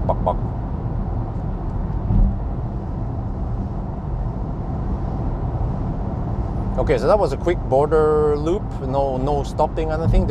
They see Norwegian cars. They're like, okay, they just stand there talking, and they're just looking for foreign license plate, I guess. Maybe even Swedes, they don't care, but when they see maybe further away, maybe, I don't know, Danes, Germans, Polish, Czech Republic, Ukraine, then they pull them over and they interrogate them. But for me, they just let me in. That's how you want. If you want to smuggle people, just bring it in a Norwegian electro auto. I rarely get pulled over to ask any questions. How many kilometers to home? 112 kilometers to home. And but for the 999, we have 85 more kilometers. Can we average 120 kilometers per hour? That means roughly 40 more minutes. So we are actually at 10. You can look at the clock now. So to keep it simple, as a coincidence, we started at 8:30, and we have 1.5 hour exactly of add-on. Wait, what the heck is that queue? 1.5 hour of deduction. So that means it would be as if we started at 10, which makes it simple. And it's 20:44 now. So it means that the time now is 10 hours and 44 minutes. And hopefully we can finish in 40 minutes or 40 or 45 minutes. So it'd be why? That would be 11.5 hours. Oh shit. Okay. Wow. 11.5 hours. Okay, so it's kind of slow. But you know what? It could have been 11 hours if we didn't have that stupid count up shit. You know, we had 6 charging stops, and each time we had to wait 4 minutes. So that's 24 minutes wasted. Where other cars would just instantly, boom, go to maximum speed, right? So if they can just fix that shit, that would have helped. Because, okay, it adds up over the day to become half an hour, depending on how far you drive and all that.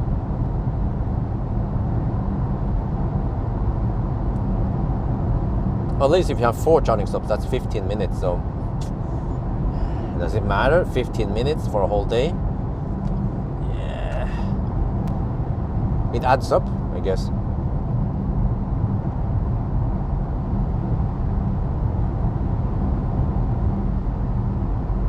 But also, why was it 11 hours, whereas all the other cars, they do it in 10 and a half, or faster than 10 and a half, like e-tron and stuff. Well, this car doesn't charge as fast as e-tron, that's one thing. And it seems to actually be slightly thirstier than e-tron. But wait, what was the time for the Neo ES8 again? But no, the ES8 was doing it in winter, wasn't it?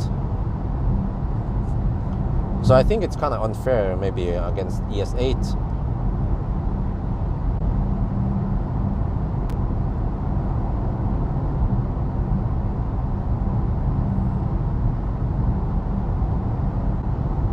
I think ES8 was also kind of slow because it didn't charge that fast. I almost feel like this car is charging faster than ES8.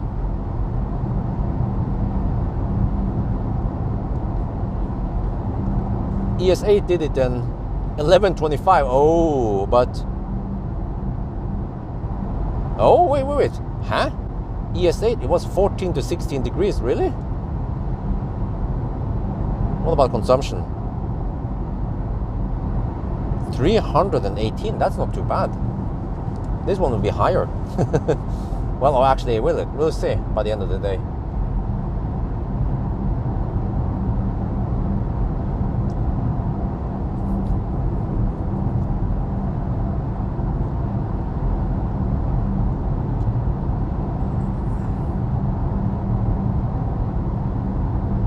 Wow, that's a lot of numbers without any spacing, or you just cut and paste and you didn't see the input before you press enter.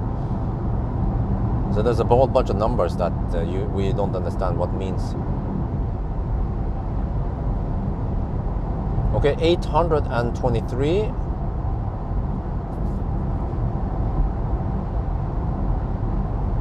It's supposed to be 900, right? We're supposed to count down roughly at Tusenfryd, because we pretty much follow the same path as all the other cars today.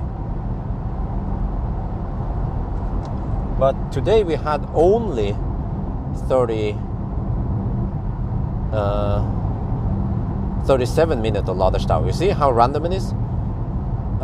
With the Skoda Enyaq we had 1 hour laderstau. So you can say this car is better than the Enyaq because the Enyaq had more laderstau. No, it's not. Enyaq had, we were in the more of the high season summer traffic with the Enyaq.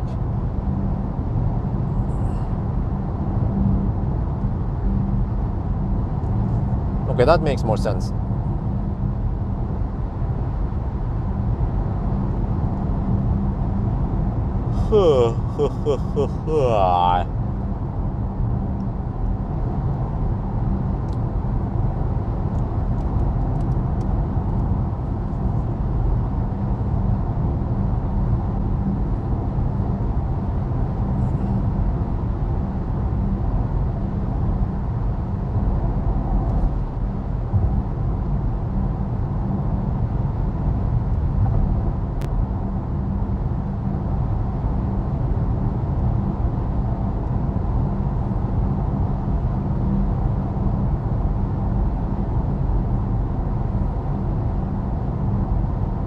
Wow, we're already down to 86%. This thing just chucks away juice like crazy. But I kind of want to test the V2 Supercharger with lower state of charge. I will arrive with 50%, and if I hammer it over to Nebenes, I will probably have 40%.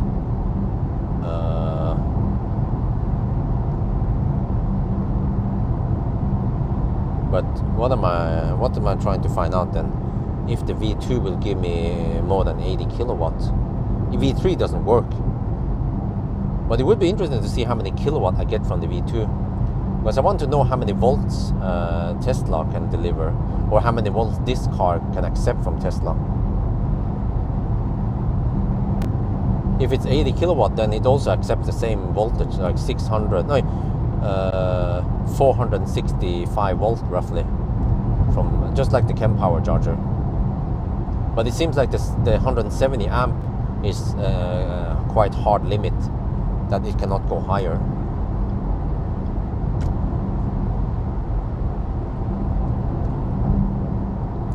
Yesterday I tried to record a charging session and it failed, and I also suspected that the battery was not hot enough.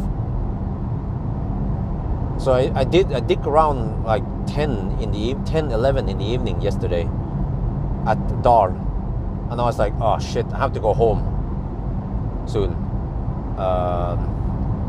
And then I tried several places. I tried some 400 volt and stuff. I tried Haugerud, I tried the hypercharger, and but I couldn't successfully charge it to 100%. Well, I mean, I couldn't do the whole thing. It was buggy.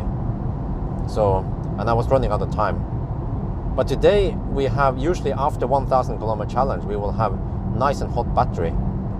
So actually, yeah, doing it at Strømstad is a good point, because think about this: if I need to redo it, I have to drive all the way to Dal, which takes a little bit more than half an hour. and then back again. That's over 1 hour. Plus the charging itself, that takes an hour. So that's at least 2 hours. Plus maybe some hammering to get it hot enough. So you might be talking about 2.5, 3 hours total. I don't know. So instead, I wasted 45 extra minutes here, and I gathered the data.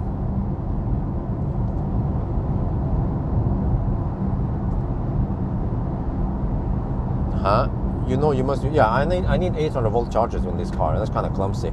It doesn't do any. This is so weird the way it works, because it seems to have a cap on number of amps, and then it just pulls less from the charger.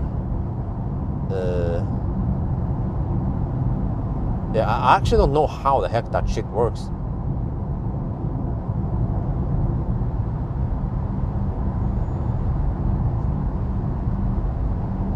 With this car, like when it pulls 80 kilowatt, do we actually get 80 kilowatt? Well, we don't, right? But there must be a conversion rate, because it needs. There's, you can't charge this battery with 600 and with 400 and something volt, can you? Or can you? That sounds really strange.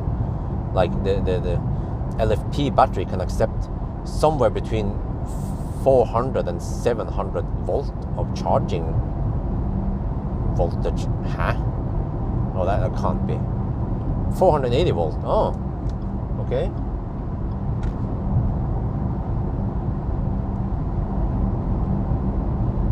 But like Kona, E-Niro, those cars, they seem to have a hard-coded limit or hardware limit at 200 amp. They simply cannot go beyond 200 amp. And for the longest time, I also thought that I-Pace was capped at 200 amp. But I-Pace had higher voltage. So I would usually get around 84 kilowatt from I-Pace, but then only 72 kilowatt from Korean cars, because they have lower voltage. But then suddenly one day, people reported getting 100 kilowatt from I-Pace, and it was pumping in 250 something amp. Front motor convert from, oh really? Oh, okay. But there must be some kind of loss there, right?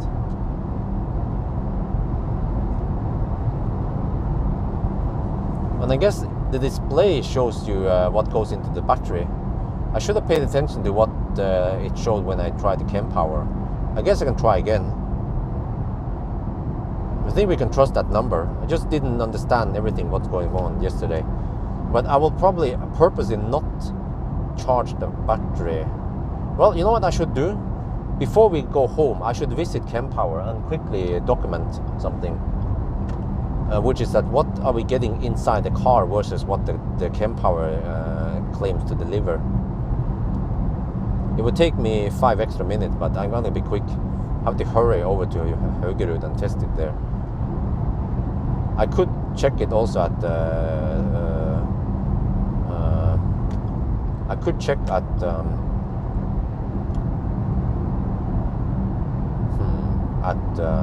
ABB charger, but it's more interesting because kWh shows you volts and amps.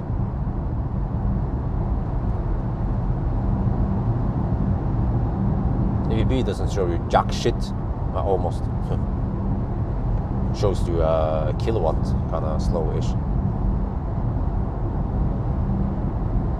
Okay, 840 kilometers. We have 60 more kilometers. That should take about half an hour. So we are now looking towards 11 hours and 25 minutes. Oh, 11:25. What was the Neo ESA time again? Let me scroll up here.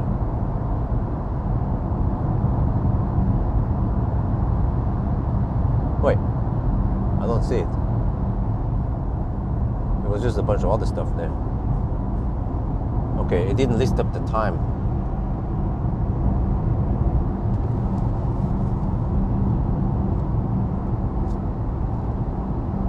$11:25. Wow, it might be right on par with the Neo ES8. And why the heck did the ES8 not do it faster? Because yeah, I think the problem with ES8 was charging kind of semi-slow. I remember it. But this car could actually float at 119, 18 kilowatt, or well, at least what went into the battery, roughly 115 kilowatt went into the battery for a long time.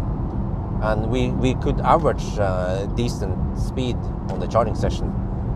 But the ES8 has bigger battery, but the net capacity is, what was it again? Don't remember. But ES8 needs an. I need to update the ES8 charging session because it has been improved, which means that technically I have to redo 1,000 kilometer challenge. But I'm probably not going to bother. But I will do a 1,000 kilometer challenge with battery swap. That one I hope lots of people will see.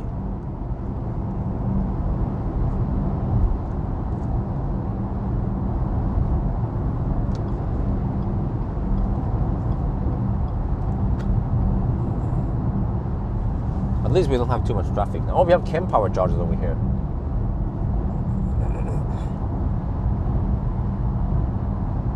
Wait, I could. Oh yeah, I can go at Mortensrud and test there. We have kWh at Mortensrud. I can quickly check there because I want to know roughly what kind of losses we are talking about here for conversion. This is interesting once I talk about the charging in the charging video. And that, okay, from according to live stream people, it uses a front motor to convert 400 volt to 700 volt.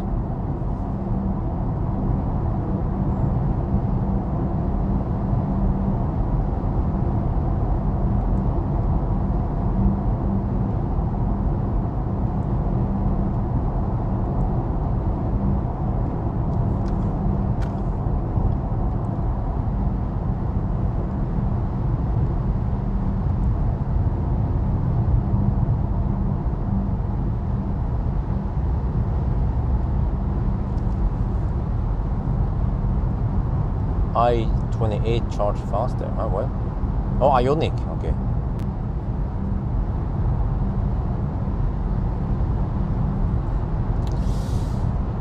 So I guess 11.5 hours is not neck snapping fast. Unfortunately. I mean, what could have been improved? Yeah, okay, the handshake or whatever, the voltage lag or whatever I call it. The voltage ramp up could have been speeded up. That would have helped big time. That's 25 minutes faster right there. And then we're suddenly talking about 11 hours.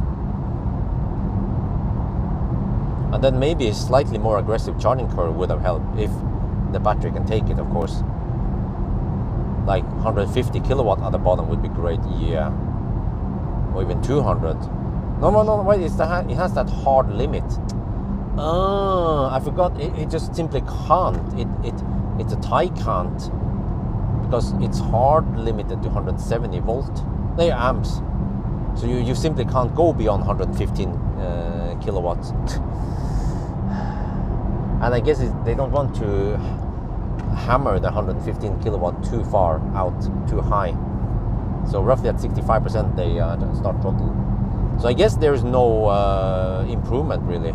That's the problem. Well, actually, I don't know if the 170 kilowatt is 170 amp is because the plug supposedly takes 200 amp.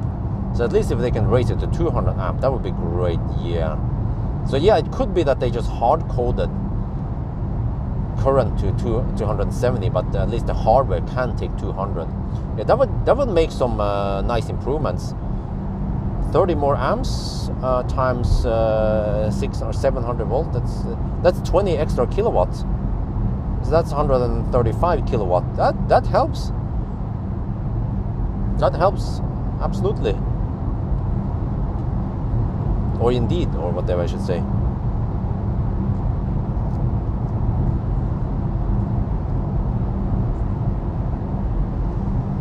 See if I can clean some of the bugs. Wait, the winds, the wiper juice just doesn't get there.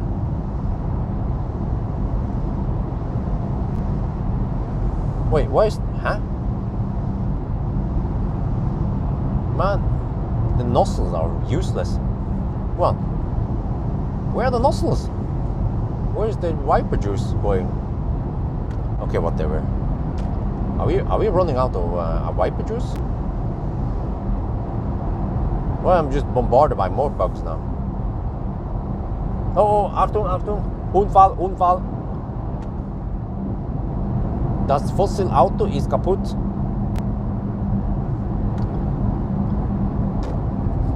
Oh, that low sun though. 9 now, shit. I told wifey it will take around about 12 hours. And I left at 8, but I was getting ready, so I don't know if wifey knew that I started the challenge at 8:30. So I try not to blow the time schedule too much, and I want to be home ASAP. And okay guys, I can't dick around too long once I'm home. I will just, I think I will actually end the live stream before I get home. So I can just do a quick wrap up and then get the heck back in the house and help take care of the baby. Because wife is probably exhausted now. Taking care of the baby alone all day. And I need to take over. I'm also kind of tired. You would think I'm just sitting here slacking all day, but yes, okay, most of the time. But I've been shooting video and talking a lot and running a little bit.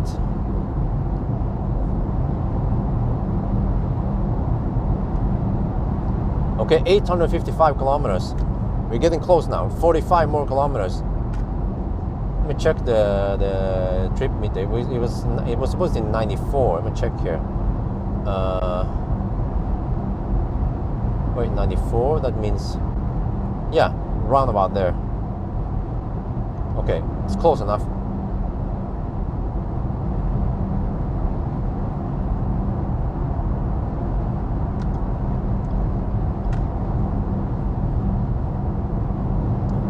I mean, it's probably not 1% spot on. It could be 9.5 or 9.7%.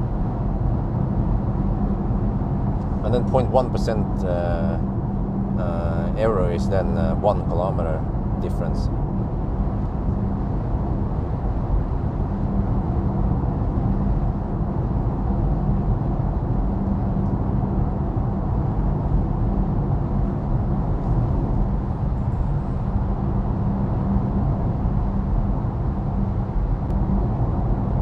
Okay, sorry guys, I have to focus now towards the end, towards the 9 countdown. Traffic is not too bad, that's good. 9 in the evening. 858 kilometers. Okay, it's not going to be a killer time, but I guess if you consider a large family car from China affordable, then yeah. I mean, is it slow? Well, it's about 1 hour slower than other cars, so that's kind of yikes. So again, it boils down to that slow ramp up. Can they fix it? Hopefully they can fix it, right? So instead of 4 minutes, we have 1 second instead. I simply don't know why it takes 4 minutes. Is it because if you go too fast, then you fry the battery or some shit? But why are the other 800 volt cars much faster, like EV6 and yeah, those other cars? And also, why only 80 kilowatt at 400 volt? Why not 120 or 115 kilowatt? Because the front motor should be more powerful than just 80 kilowatt, right? If I don't know how powerful the rear is. Do you guys know? By the way, so if you have 300 kilowatt, 380 something. Wait, is that 300 kilowatt in the rear, and then only 80 for the? No, that can't be right. 300 kilowatt for the rear and 80 kilowatt in the front. That sounds unbalanced.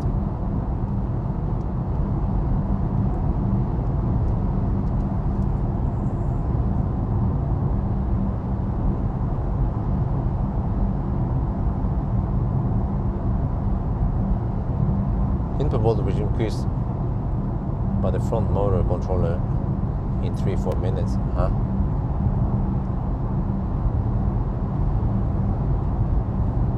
Okay, so but they use the front drive unit to convert. Well, that's smart. They don't use a dedicated hardware like Porsche. So that's like the Koreans are doing it. Somehow they tailor the hardware so you can do the conversion.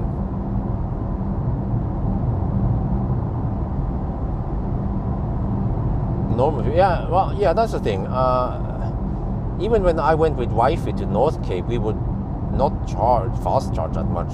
And if we stop, we would stop for lunch or some shit. And we usually top up for at least 45 minutes to almost an hour. And then the car would finish to 100% actually within an hour. I didn't pay attention. I think we spent, well, I should know, right? 25 plus 40. Well, it's more than an hour.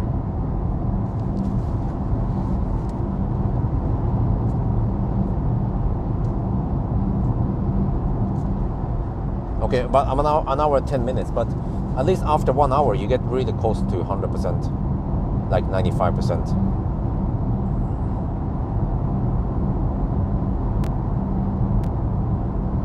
Ah, yeah, continuous. Yeah, that makes sense, of course. Yeah. Ah, but why didn't you use the rear? Maybe because the wiring, because stuff is closer in the front. No, wait, the charge port is in the back. So actually the rear drive unit is closer. But maybe the front drive unit is closer to the rest of the electronics. Yeah, that makes sense.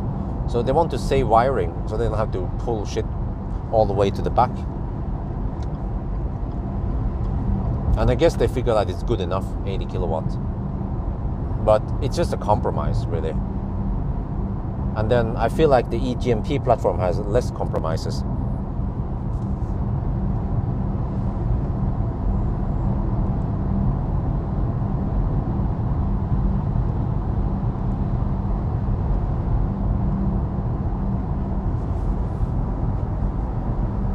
Okay, 867 kilometers.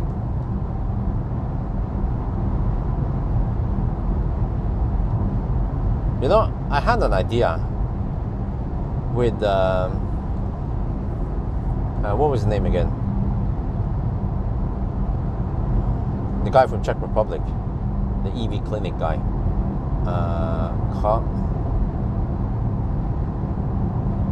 What was his name again?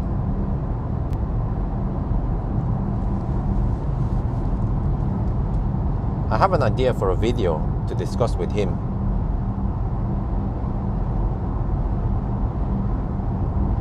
Vanya, because he seems to know a lot about repairing batteries and shit. So lots of people have been commenting about the structural battery and the indestructible pink foam.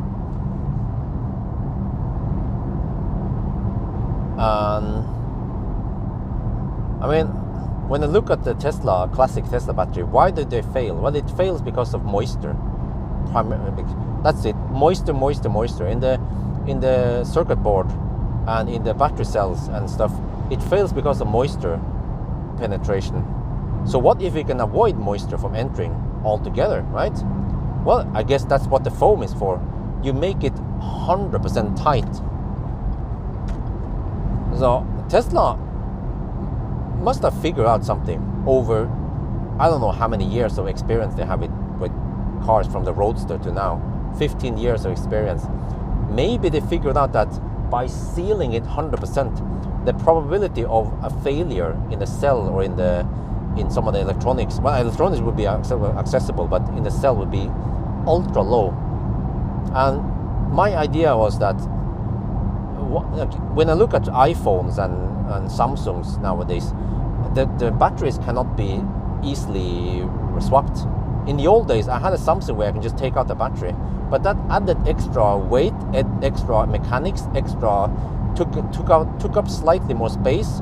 I don't know, but they just, for some reason, both Apple and Samsung and pretty much every phone manufacturer out there, they glue that shit in.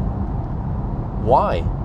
I think it's because they found out that the probability of having to fix the battery is so low that they don't want to make some extra stuff for it.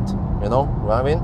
And the same thing when I look at the modules in a Tesla or in other cars, that's a lot of extra cover and material and cost, weight, complexity that they add so that you can open the battery. But why do you even have to open the battery? Once you seal it, it's sealed, it stays there. You don't have to touch it, just like the iPhone battery. And the probability of something failing is ultra low, so that when it happens, Tesla will probably just replace the whole battery. And that's it. They don't repair it. I mean, they just take out the whole unit, put up in a new one, done, DON. Oh, it's not waterproof. Okay, that's a good point. Yeah, but you see, that's the whole point. It's not waterproof, which means that the structural battery in Tesla might actually be waterproof, and that gives it great benefits, because it's the freaking moisture that kills the cells or creates problems. Because also Vanya can tell me that he's been fixing batteries, lots of them. Wait, dude, are you gonna? Shit, my high beam is so shitty. And he doesn't see my high beams even. 875 kilometers.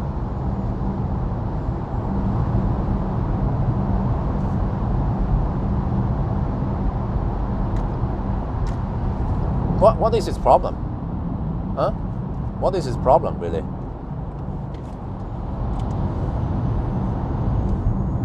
Like, he's camping the left lane, and then I flash at him, and then he flashes the freaking LED bar at me. That idiot. He was camping for a long time in the left lane. Peak power 180 kilowatt. Okay, that's peak power. Okay, thank you. Yeah, that makes sense. That's 380 kilowatt combined. Yeah, but does it make sense, the theory I have? Because you guys can look at that. You can look at the battery pack that Tesla created, or other battery packs. There is a lot of wrapping, and when you think about this, you have to add so much extra weight and complexity, and just the fact that you have to make an entrance point so you can open it. But why? Why don't you just seal it? Right?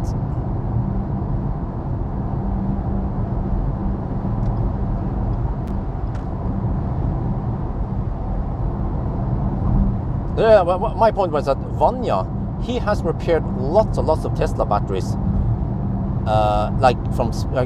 He's from Czech Republic, so he has gone to Italy, Romania, Spain, further south, and he doesn't see many moisture problems with Teslas. But in Norway, he see lots and lots of moisture problems that he have never seen in the south. So that means that Tesla probably didn't expect this, that these batteries will have moisture problems, that we have Saltschmutzfest in Norway and winter and shit. So yeah, that was very insightful when I talked to Vanya, because he has so much experience with repairing batteries. So I mean, first also I thought for the longest time that how the heck is Tesla going to fix the structure batteries? But Elon is a smart guy, and he wouldn't just do something stupid like that without a good reason. That's my guess. I think just not only Elon, but Tesla combined with all the engineers with Tesla, they are not stupid people. They created Octaval, they created the carbon wrapped rotor, they have created some awesome shit within Tesla. So there must be a reason why they seal everything with a foam.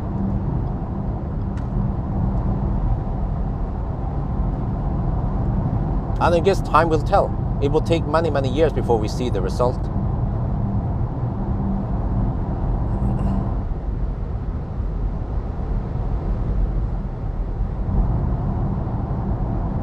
Well, it's moisture. The moisture is the problem.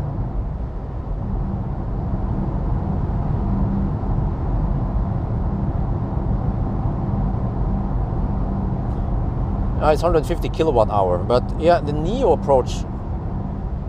The problem with Neo approach is that it's bound, it's locked within a model or a brand, but more maybe even a model, because you can see that even Teslas, they have different battery sizes. Many car manufacturers use different battery sizes, physical sizes, depending on what car it is.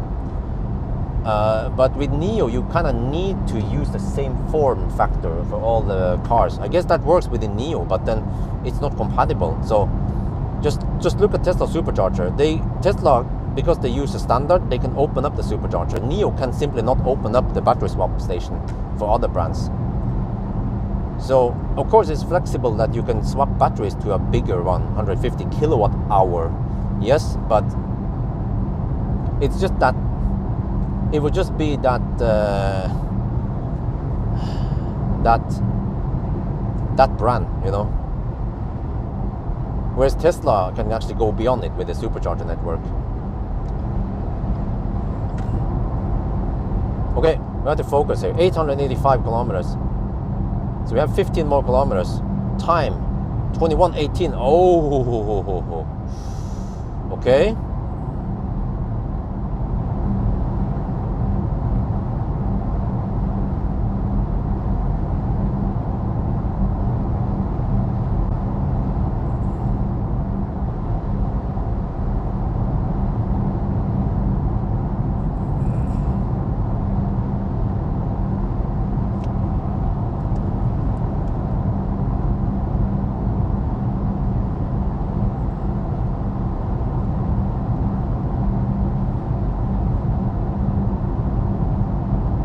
Because also what I heard is that they rarely have to fix cells. They normally have to fix something else that fails, not the actual cells. The cells are usually in good shape. Or if something fails, it's usually something else, not the cell itself that fails.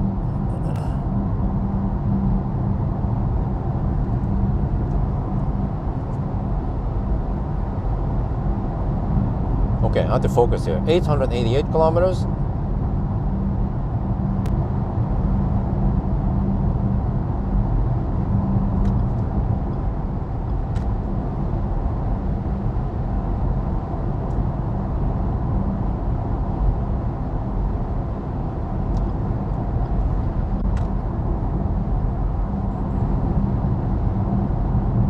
Wow, down to 60%. This is quite spot on. Well, actually, I charged it 50%, which was actually a little bit more than I needed.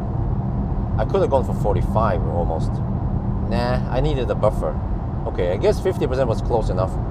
But you see, we will 999 with 60% or 58% left.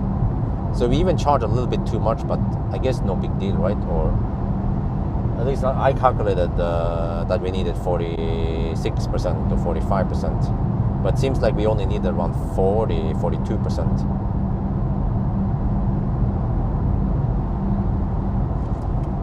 Oh shit, chat is bugged. 891 kilometer.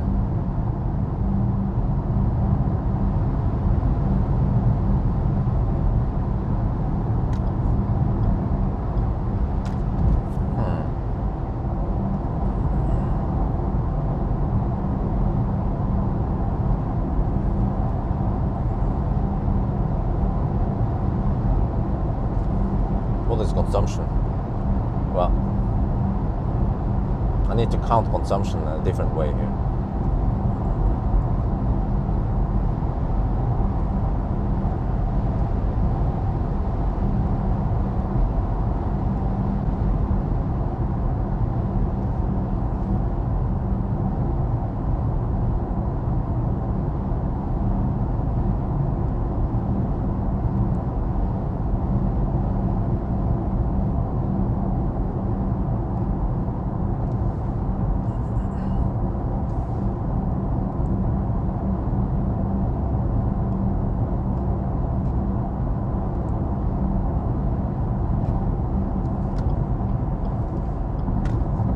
Okay, 894 kilometers. Oh, 6 more kilometers now. We're almost there.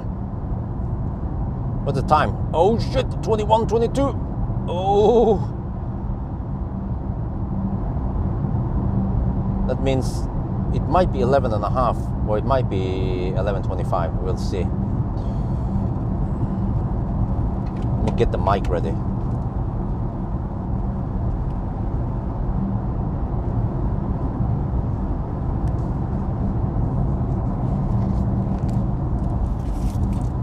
Oh, it's been charging, that's good.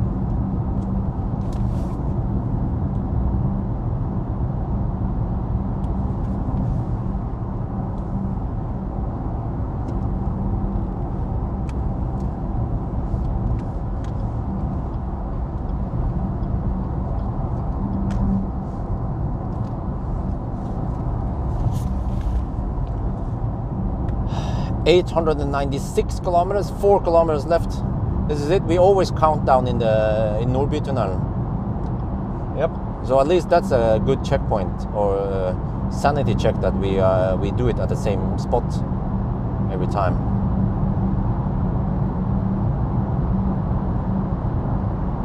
Yes, thank you. But I'm on my way home now. We have to hurry. I think hopefully we'll be home by before 10, and I have to walk Dolly also. I have lots of stuff to do. 897 kilometers.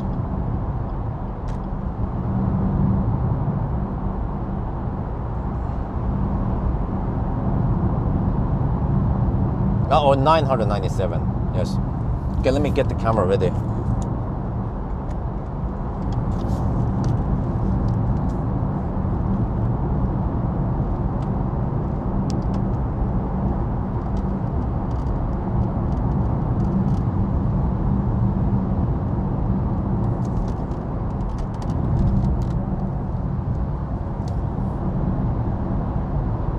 $998.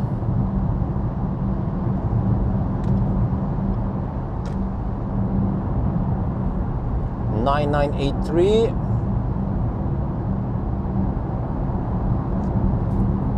I have to note how many percent we arrive with. Oh, wait, stop at. Okay.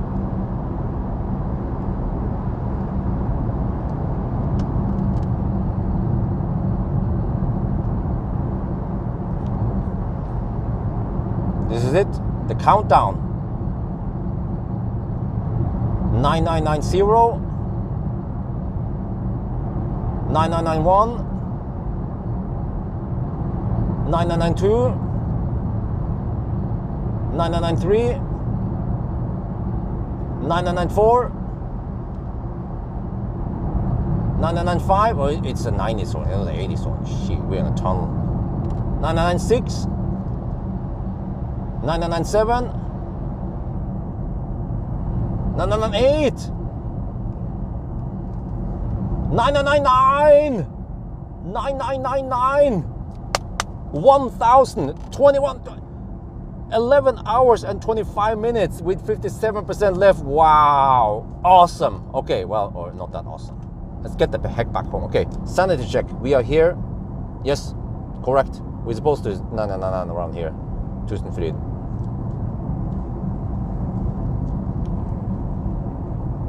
Okay, 57%. That's very important because I will calculate the consumption. How to write down 57%.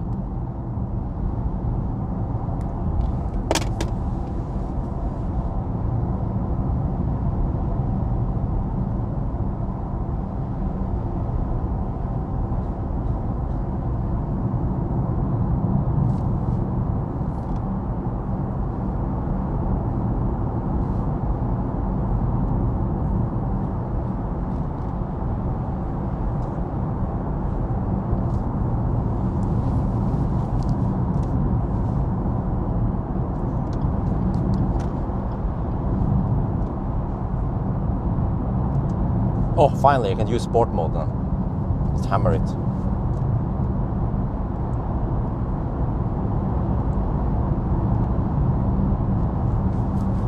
Wow, so the same time as a Neo ES8, huh? Wait, so it means that this car must charge slightly faster than a Neo ES8. I think I was just camping on 80 kilowatt on the ES8 for the extended time, whereas this one I camped at 105.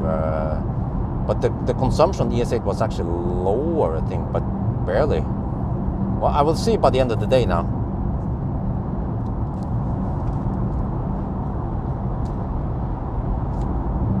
which means 43. Yeah, I will calculate.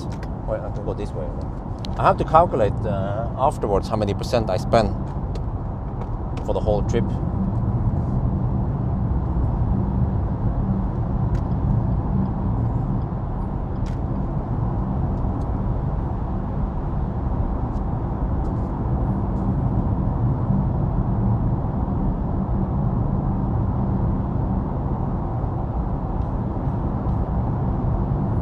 Well, you guys can do the math. 264 plus 36 plus 49 plus 43. That's the percent I used for 1,000 kilometers. So let me repeat, 264 plus 36 plus 49 plus 43. And then remember to use 83.4 kilowatt hour as the net capacity. That's the one I measured. The best value I managed to get. Okay, I don't know if it's 100% correct. It might be 95% correct. But I managed to figure out a way to measure consumption. I measured consumption basically in 50 kilometer segments.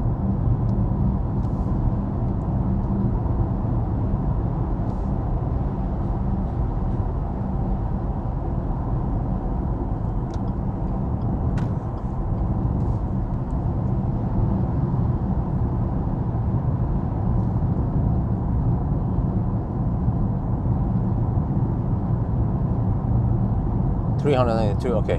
And then you take 3.92 multiplied by 83.4, and then multiply 83,400 watt hour, or just, yeah, you can just take 83.4 multiplied by 3.92, and you get the watt hour per kilometer. Well, you get a number, and that's yeah, the watt hour per kilometer thing. I don't remember if it's you have to divide by 1,000 or something.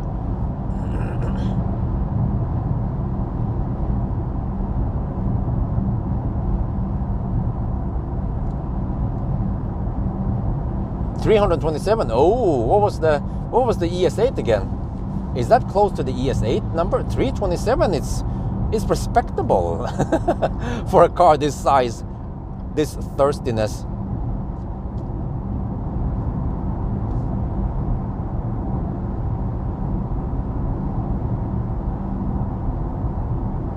Well, ES8 was 318. Okay, a little bit lower for some reason. Wow, and that ES8 is even a bigger car. But ES8 was made as a pure EV, whereas this one shares the fossil platform. That could be why. Maybe ES8 has some smarter torque sleeve, but this one is permanent all-wheel drive. I don't know about that one, how the ES8 works. I have a good connection with NIO, as I could ask them, talk to the engineers maybe. Oh, this car is still quick. Even at 53%. Let me check here. How much power do I have? At 330 kilowatts. Slow down. At 330 kilowatts still. Wait, I might have more, but I didn't dare to test it. This thing goes like a rocket. So forget about the freaking bugs with this car. That is kind of thirsty. And what else? Yeah, the software is kind of annoying, but it goes like a rocket. Okay, it's kind of noisy, but it has a nice interior. And it's not too expensive compared to many other cars nowadays. You just want to have it in sport mode always. Drive it in sport mode, right?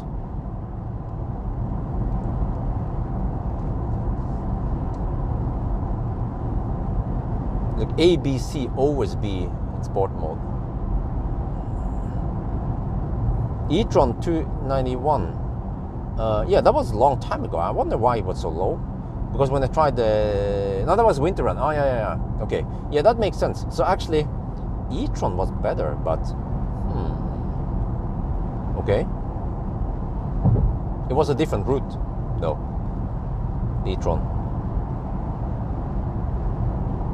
And I don't know all the details if I hammered it. I think I hammered full speed, right? It didn't go slow or anything. But the e-tron had to go quite far. Yeah, back then I had to drive 181 or something, about 180 kilometers from Varberg to Løddeköping. That was quite a long stretch. Okay, what was the thing again? Do I want to test something? Yeah, I want to test something here. We're gonna quickly check this one. I will bring up the camera and just film B-roll, no sound needed. I have to quickly test here, and I have 52%, so I think I should be able to get more than 100 kilowatts. But we're gonna cap at 80 kilowatt anyway. But I will see now on the charger versus inside the screen. So we're gonna do a quick one. It will cost me 5 minutes, but it's worth it. I'll gather some data for the charging video. But yeah, that means that the 100 and something kilowatt hour Tang will be nice, especially if it costs roughly the same or not that much more. Then okay, just brute force it. But also I saw that the new Tang seems to have better aerodynamics, and hopefully they did some more improvements towards a pure EV, because I feel like this is like half-ass fossil, half-ass EV, you know. Okay, let me see. If I try one of these ones, just any, I guess. Well, maybe over here, since it's kind of empty. Okay, and then I have to use the charge port is on the right side, which is the wrong side. Should be on the left side, which is the right side. Okay. Just quickly test this one, I guess.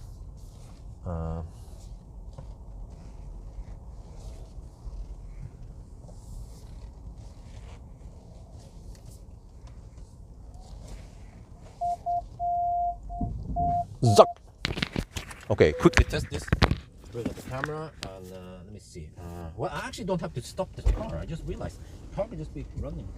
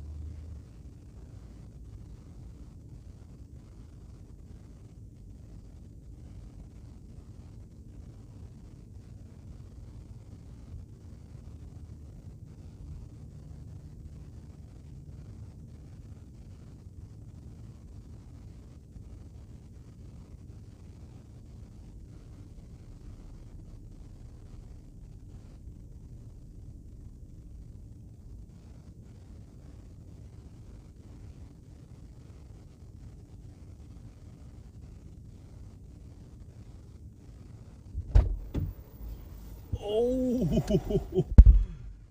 damn! Damn, guys! Wait. Oh, it needed update. It was lagging. Okay. It wasn't that bad. It was showing 65 kilo. I was like, huh?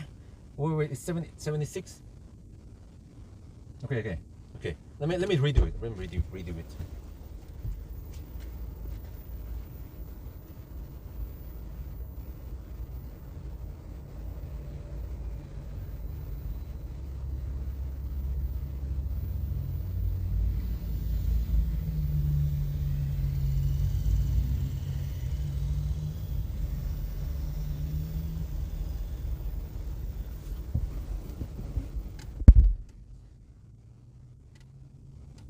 $76.9. Yeah, 76.9. I need to turn off HVAC maybe.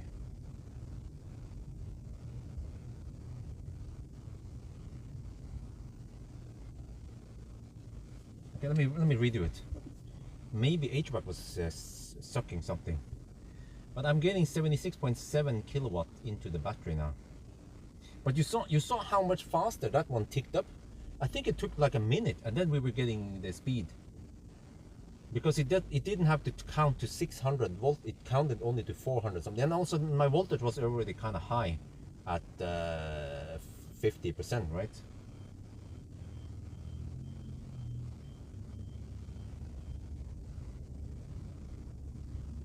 Okay, 76.9. So we can kind of count. Thermal management is active now. 76.9 divided by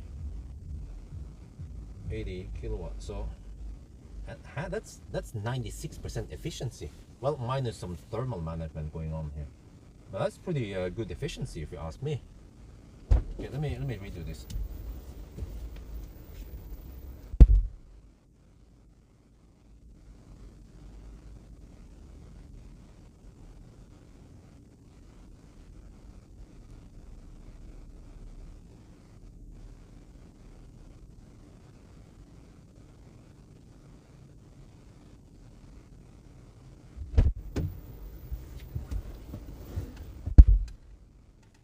Yeah, 76.8 kilowatt. Is that what the car reports? 76.5 now.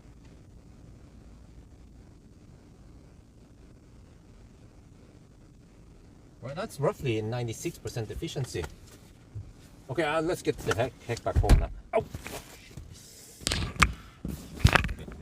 Let's go.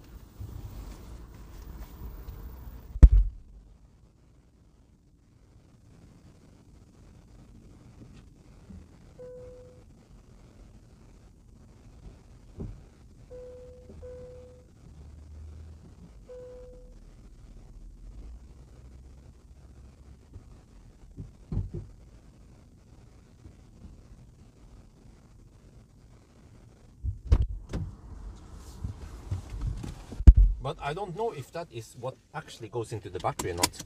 But I just discovered that you don't have to turn off the car. That's nice with this one. You can just keep it running. Some cars will fail handshake if you don't turn off the car. Okay, so I tried this one now. Now what?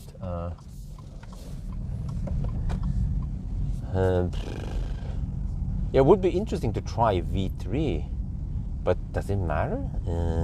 Will we get more than 80 kilowatt from it? I think I won't bother with V2. V2, I mean V2. I tested V2 the other day.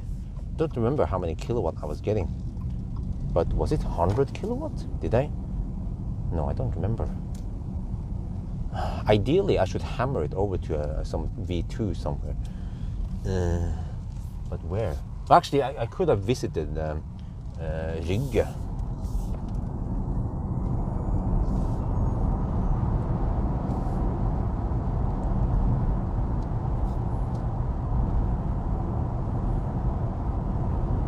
And we have V3 downtown, so the closest V2 open is Nebbenes.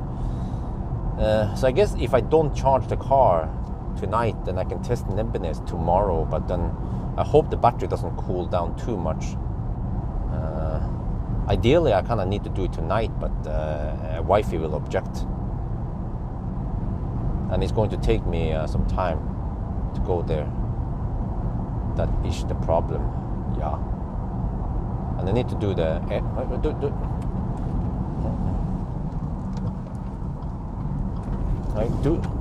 Some people are just, whatever. Like, living there, they just live in their own world, right?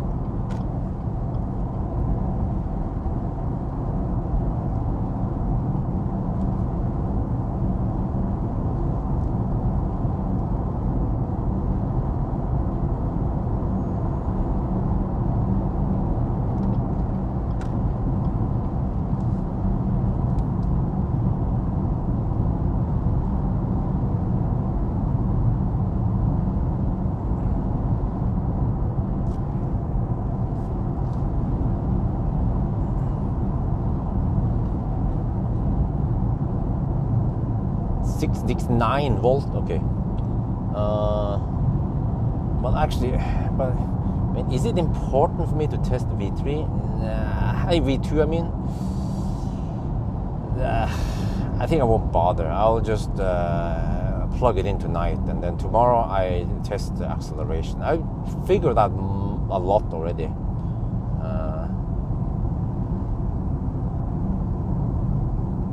Well, but I kind of want to know about the Tesla V2, how many kilowatt it can take.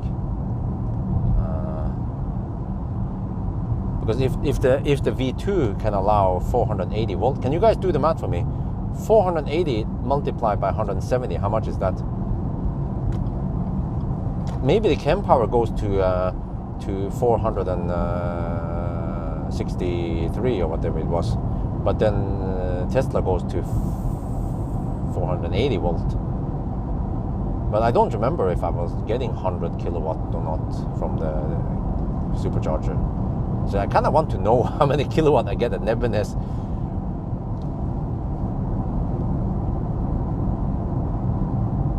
Wait, 30 watt? 30. That's 30 extra volts multiplied by 170. That's 50.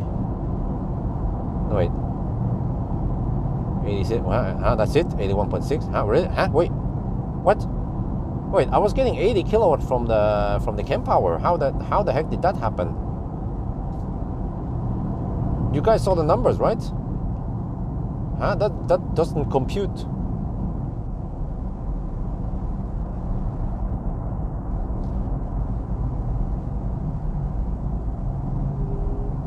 Kind of need to quickly rinse the car also, but I'm already running late because I want to show off this car, and it's probably full of bugs, so I need to quickly rinse it before I go home. Yeah, but you guys saw the kWh. I was getting 80 kilowatt flat, so somehow I suspect that maybe the front motor or the front drive unit can only handle 80 kilowatt continuous. But I didn't look at the number. I had to look close at the numbers that the kWh was reporting.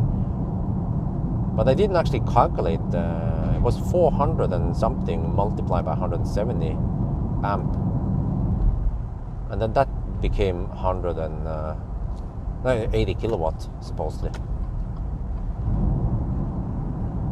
Okay, I guess I will do a quick one at Circle K.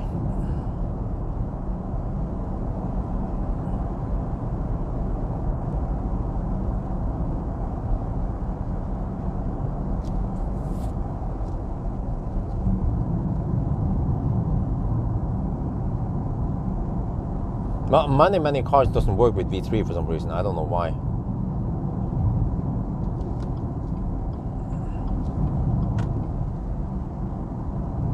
It was 469. Well, okay. In that case, I don't bother going to Tesla Supercharger. I will probably get only 80 kilowatt over there also. I thought it was 460 something, 460, 453. But okay, 469 is close to 480. So whatever. Let's let's not waste our time. So I will just plug in at home now. So tomorrow evening I can do a little launch test. I want to see how fast this car is. But I need to quickly rinse the front. I think the front is kind of dirty. The rest of the car is fine.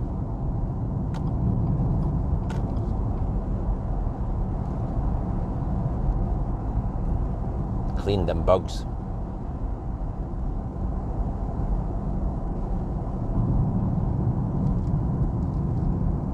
Well, okay, so hopefully they made the new BYD Tang more efficient.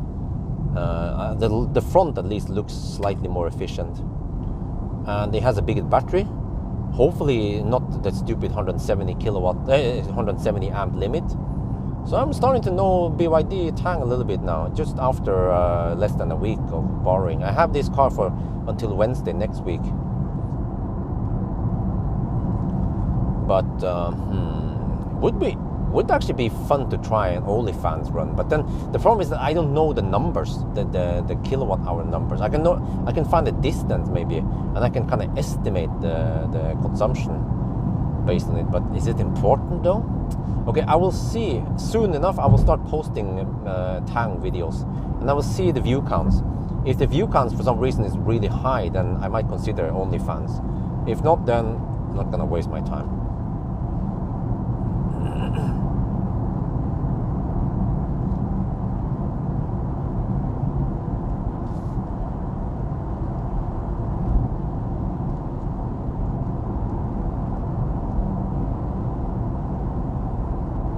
Oh, I have to walk Dolly now. Very soon. I have to do a quick wrap up. Not sure what I'm supposed to say. Just a quick one, and then. But I'll do that in front of the house, I guess.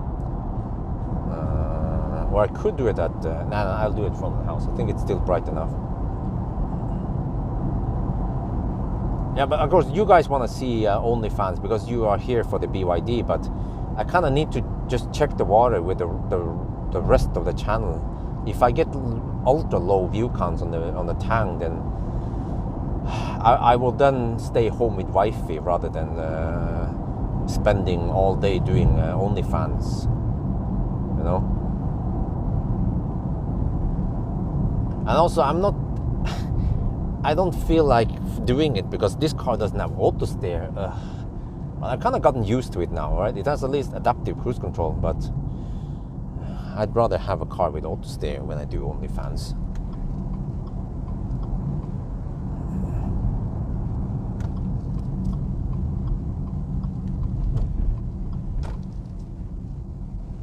Wait, can I just go inside here instead? Oh, because I realized it's easier to just drive through rather than backing up.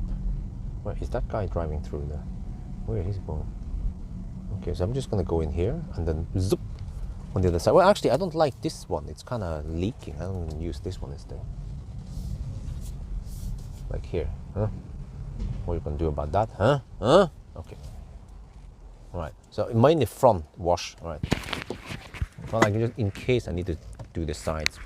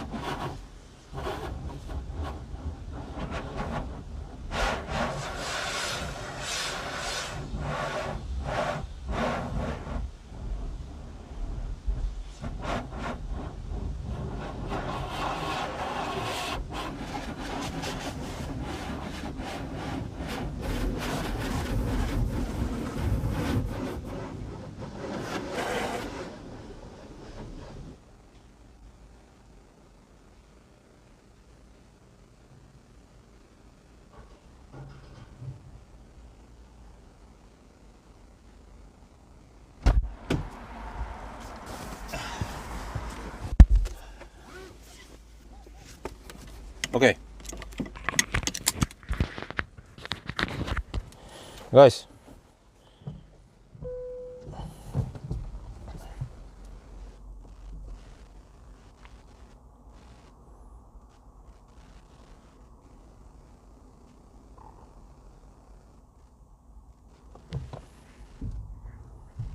That's it.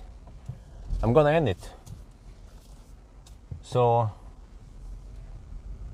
I'm going to end the live stream quite soon, and I have to do a quick wrap up in front of the house, and then I have to walk Dolly, and shit, it's almost 10 now.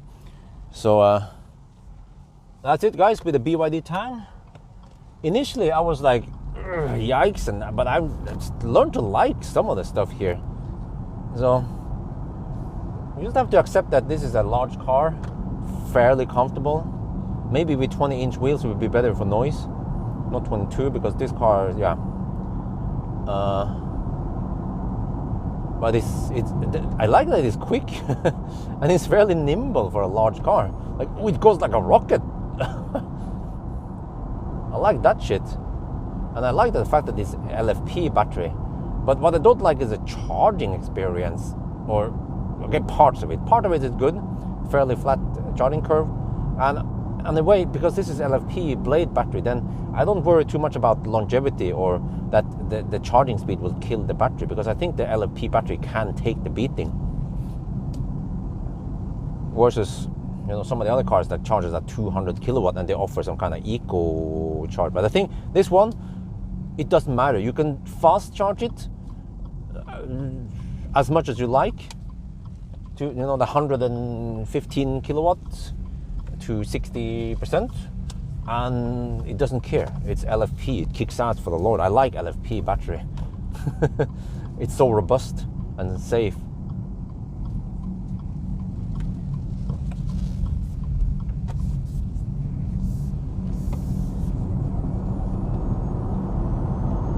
$350 kilowatts. Okay, just want to take this extra loop to quickly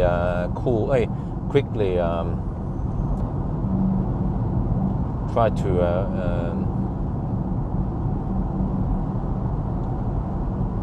dry parts of the most of the car.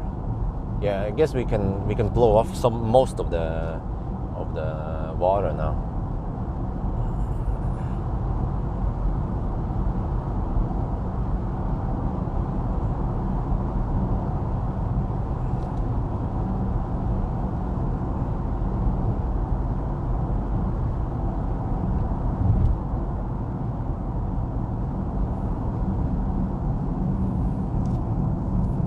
So, yeah, 11 and a half hours. Ooh.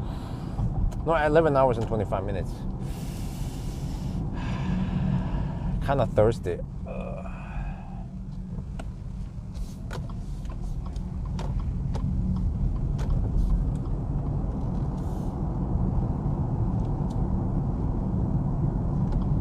I don't know how thirsty it will be in winter, but I can expect it to be kind of thirsty because lack of heat pump.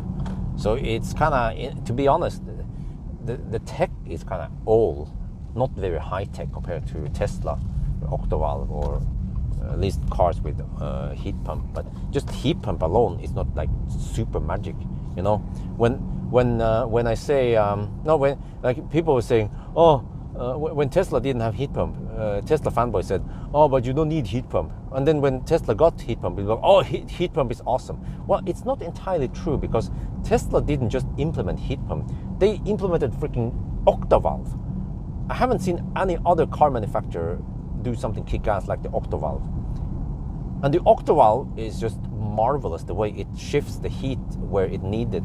And yeah, so it's like beyond heat pump tech. It's the kick-ass heat pump with Octovalve. That's what I learned when I did the minus 25 degrees run with Model 3 versus the other ones that claim to also be good, like ID3 and Kia. It turns out they were not that great in extreme cold.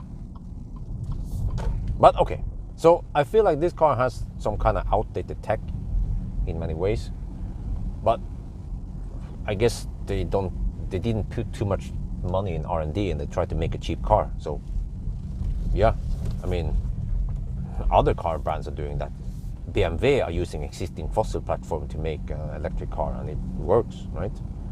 So just wish they could make this car slightly more efficient. That's it. But I mean, people love fat e-trons, and they are also thirsty. So I guess for a lower price you can get this one. So it's like the poor man's fat e-tron, right?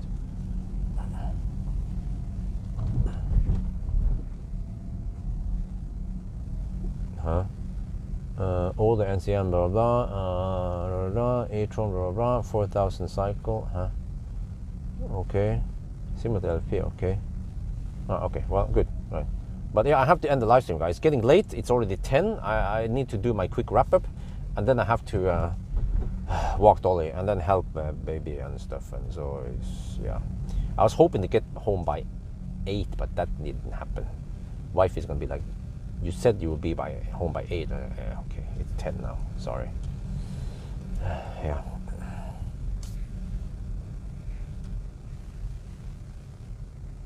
Well, compared to fat e-tron and for example ES8, then this is a fairly affordable car in comparison.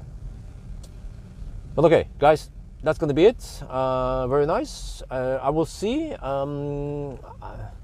I might do an OnlyFans. I'm not sure. We'll see if the view count is high.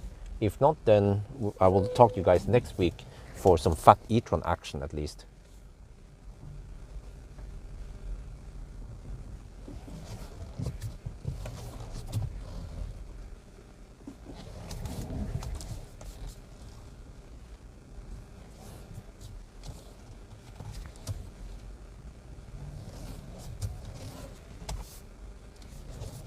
So yeah, that's it, guys. Thank you so much for the time, for joining me, and I'll see you guys some other day then.